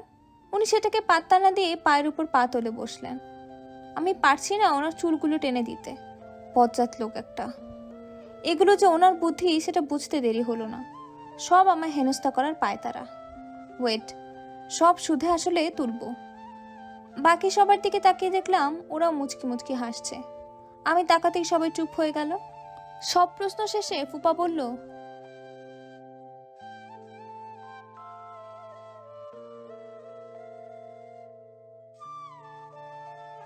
আব্বু ফুপার কথায় সম্মতি জানিয়ে আমার দিকে তাকিয়ে বললেন, রোদমা, আদ্রর বাবাকে নিয়ে তোমরা রোমে যাও তো। উঠে গটগট পায়ে হাঁটা দিলাম। পিছু পিছু ইভা, রোশনি আর আদ্র এলো। বিছানার পাশে দাঁড়িয়ে আছি। দরজার সামনে থেকে ফিসফিস কণ্ঠে শুনতে পেলাম ইভা বলছে, গুড লাক ভাইয়া, ভিতরেই তোমার জন্য বারুদ অপেক্ষা করছে। বেঁচে ফিরলে দেখা হবে। এভাবে ভয় দেখাচ্ছিস কেন? দোয়া কর যেন বেঁচে ফিরতে পারি, আর না ফিরলে দোয়া মে ইয়াদ রাখনা। আদ্র দুঃখী দুঃখী মুখ করে কথাগুলো বলল। অতঃপর ওদের বিদায় দিয়ে বুকে ফু দিয়ে রুমে ঢুকলো। পুরো রুম এলোমেলো। রুমের অবস্থা নাজেহাল। এদিক ওদিক বালিশ কুশন সব ছড়িয়ে ছিটিয়ে রয়েছে। আদ্র এক কোণে ঘাপটি মেরে দাঁড়িয়ে আছে। চোখে ওনার ভয়। ইভাদের থেকে বিদায় নিয়ে রুমে ঢুকেছে বেচারা। আমি রক্তিম চোখে ওনার দিকে তাকিয়ে আছি। সেই চাহনি দেখে শুকনো ঢোক গিলল উনি। বেচারা যে ভয় পেয়েছে সেটা দেখে বোঝা যাচ্ছে, কিন্তু আজকে কোনো ছাড় নেই। ওনাকে বুঝতেই হবে তখন আমি কতটা ভয় পেয়েছিলাম। ওনাকে হাড়ে হাড়ে টের পেতে হবে। শাড়ির আঁচল তুলে কোমরে গুজে নিলাম। সেটা দেখে আজও ফাঁকা ঢোক গিলে বিড়বিড় করে বলে উঠল, আদ্র, আজকে তোর কপালে শনি রবি সোম মঙ্গল সব আছে। বউ আজকে সেই খেপেছে। এতটা খেপানো ঠিক হয়নি। এদিক সেদিক তাকিয়ে কিছু খুঁজছি, কিন্তু পাচ্ছি না। শেষে কিছু না পেয়ে বিছানা থেকে বালিশ তুলে নিলাম। এক পা করে আদ্রর দিকে এগিয়ে যাচ্ছি, আর উনি পিছিয়ে যাচ্ছে। এক সময় বিছানার সাথে বেঁধে বিছানায় পড়ে গেল। আমি কোলবালিশ দিয়ে উড়াধুরা মারছি ওকে। আদ্র না পারছে আমাকে আটকাতে, আর না পারছে উঠতে। নিজেকে বাঁচাতে বলে উঠল, আরে বউ, মারছিস কেন? আমি তো ভালোর জন্যই বলেছিলাম যে সুন্দর করে বউ সেজে রেডি হ, আমি আসছি। তুমি বলেছো তাদের সামনে যেতে। তাদের সামনে যেতে বললেই তোকে যেতে দিব নাকি? সেটা আগে বলনি কেন? বলিনি বলে এভাবে মারবি? আর একটা মায়ের পড়লে কিন্তু জামাই নির্যাতনের মামলা করে দিব। তোমার মালার গুল্লি মারি, বজ্জাত লোক। জানো কত টেনশনে ছিলাম আমি? আমার মনের মাঝে কি ঝড় বইছিল। মনের মাঝে তোমাকে হারানোর ভয় কাজ করছিল, কিন্তু তুমি সেটা বুঝলে তো? আদ্রকে বালিশ দিয়ে মারতে গিয়ে শাড়িতে পা স্লিপ করে ওনার উপর পড়ে গেলাম। আদ্র নিজের কোমরে হাত দিয়ে ব্যথা দূর স্বরে বলে উঠল, এতক্ষণ মায়েরাও শান্তি হয় নাই, এখন কোমর ভাঙতে চাচ্ছিস? কোমর ভাঙা তো সামান্য বিষয়, আমি তো তোমাকে খুন করব। আদ্র হাত বাড়িয়ে আমার মুখের ওপর পড়া চুলগুলো সরিয়ে দিল। চোখে চোখ রেখে বলে উঠল, পারবি আমায় খুন করতে? হাত কাঁপবে না তোর? ওনার এই কথা শুনে থমকে গেলাম। চোখ আটকে গেল ওনার ঝিল সম চোখে। এই মানুষটাকে খুন তো দূরের কথা, তার সামান্য কিছু হলে তো আমি পাগল হয়ে যাব। চোখ থেকে এক ফোঁটা জল গড়িয়ে পড়ল। আদ্র উত্তরের আশায় তাকিয়ে আছে আমার দিকে, আর এদিকে আমার উত্তরের কোঠা শূন্য। কোনো জবাব না দিয়ে মাথা এলিয়ে দিলাম তার বুকে। এই মানুষটা ছাড়া আমার চলবে না। আমার আশেপাশে সবসময় তাকে চাই, আমায় আশকারা দেওয়ার জন্য, শাসন করার জন্য, আবদার পূরণ করার জন্য। আমার সকল কিছুতেই ওনাকে চাই। আদ্র বুঝতে পারলো আমার নীরবতা। আমার মাথাটা নিজের বুকে আরো শক্ত করে চেপে ধরে মিহিস্বরে জিজ্ঞেস করলো, কি হলো রুদ্রময়, থেমে গেলি কেন? আমার কোনো কথায় কষ্ট পেয়েছিস? আরে বোকামে, আমি তো মজা করে কথাটা বলেছি, সিরিয়াসলি নিচ্ছিস কেন?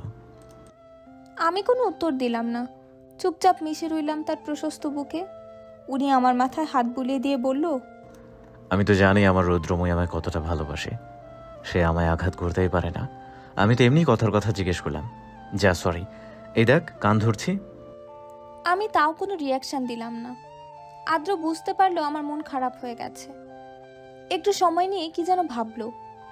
অতপর উনি আমায় ঘুরিয়ে নিচে ফেলে আমার উপর ভর দিয়ে বলে উঠল, এতক্ষণ তো আমায় মারা হচ্ছিল, এখন আমি মারি, দেখি কেমন লাগে।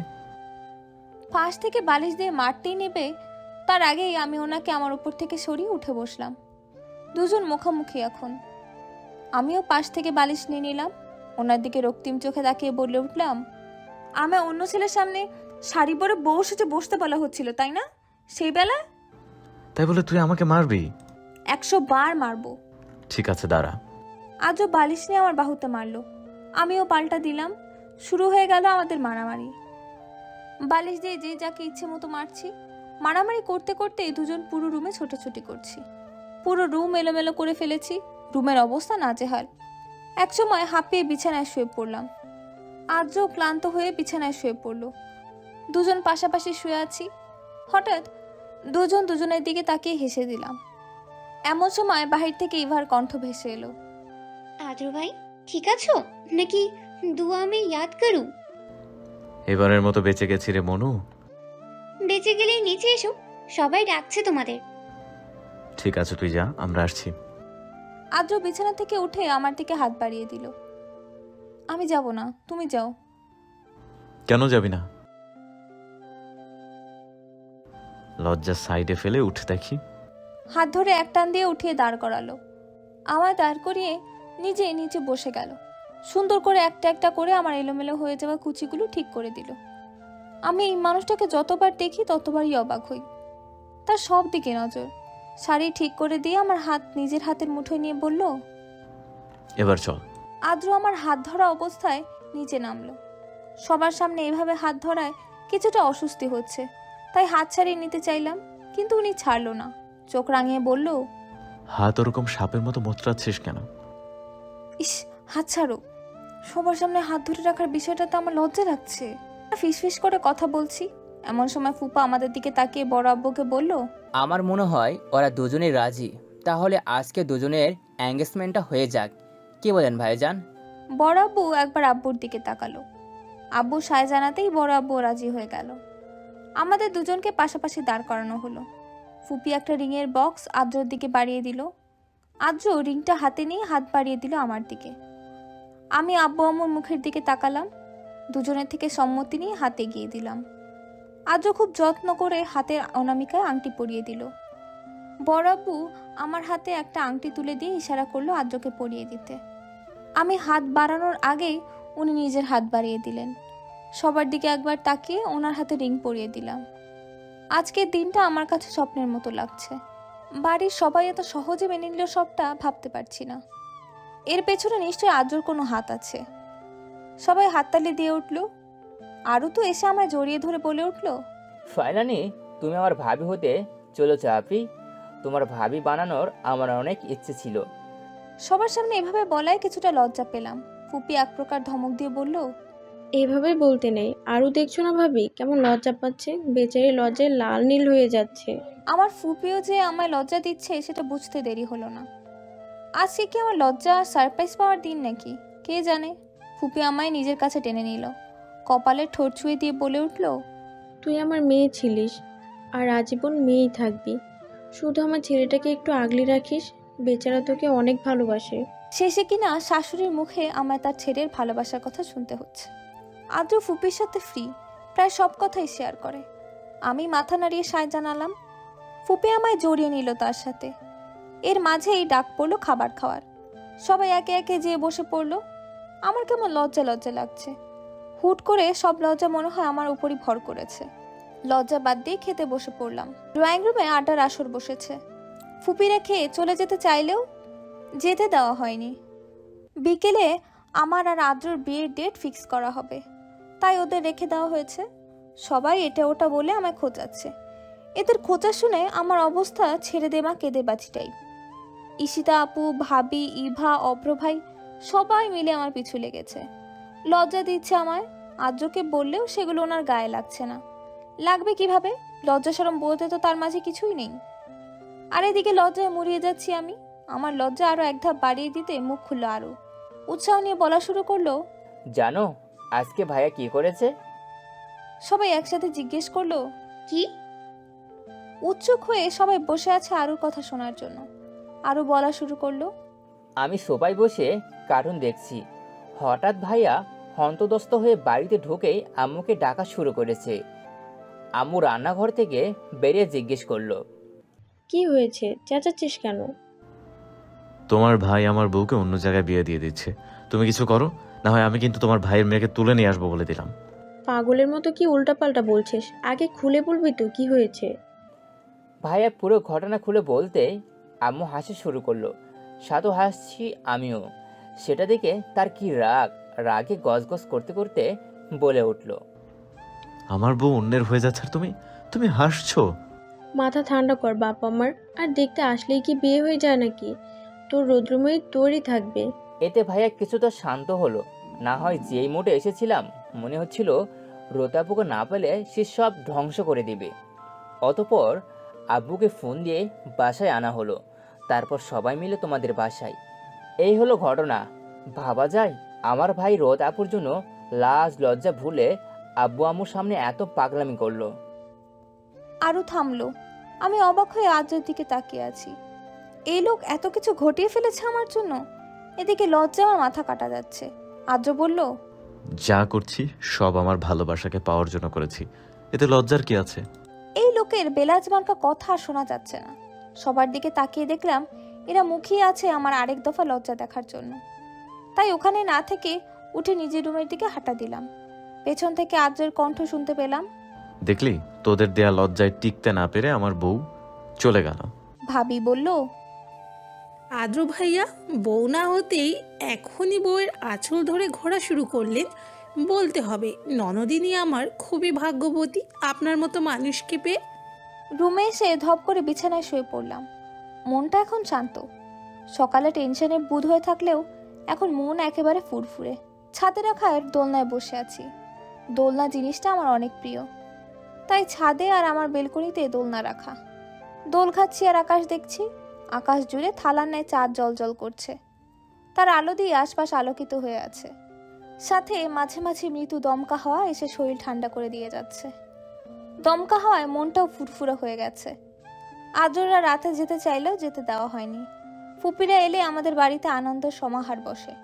সবাই মিলে আড্ডা দেওয়া, বিকেলে নাস্তা কাড়াকাড়ি করে খাওয়া, এর ওর পিছু লাগা, লেগপুল করা, এগুলো লেগেই থাকে।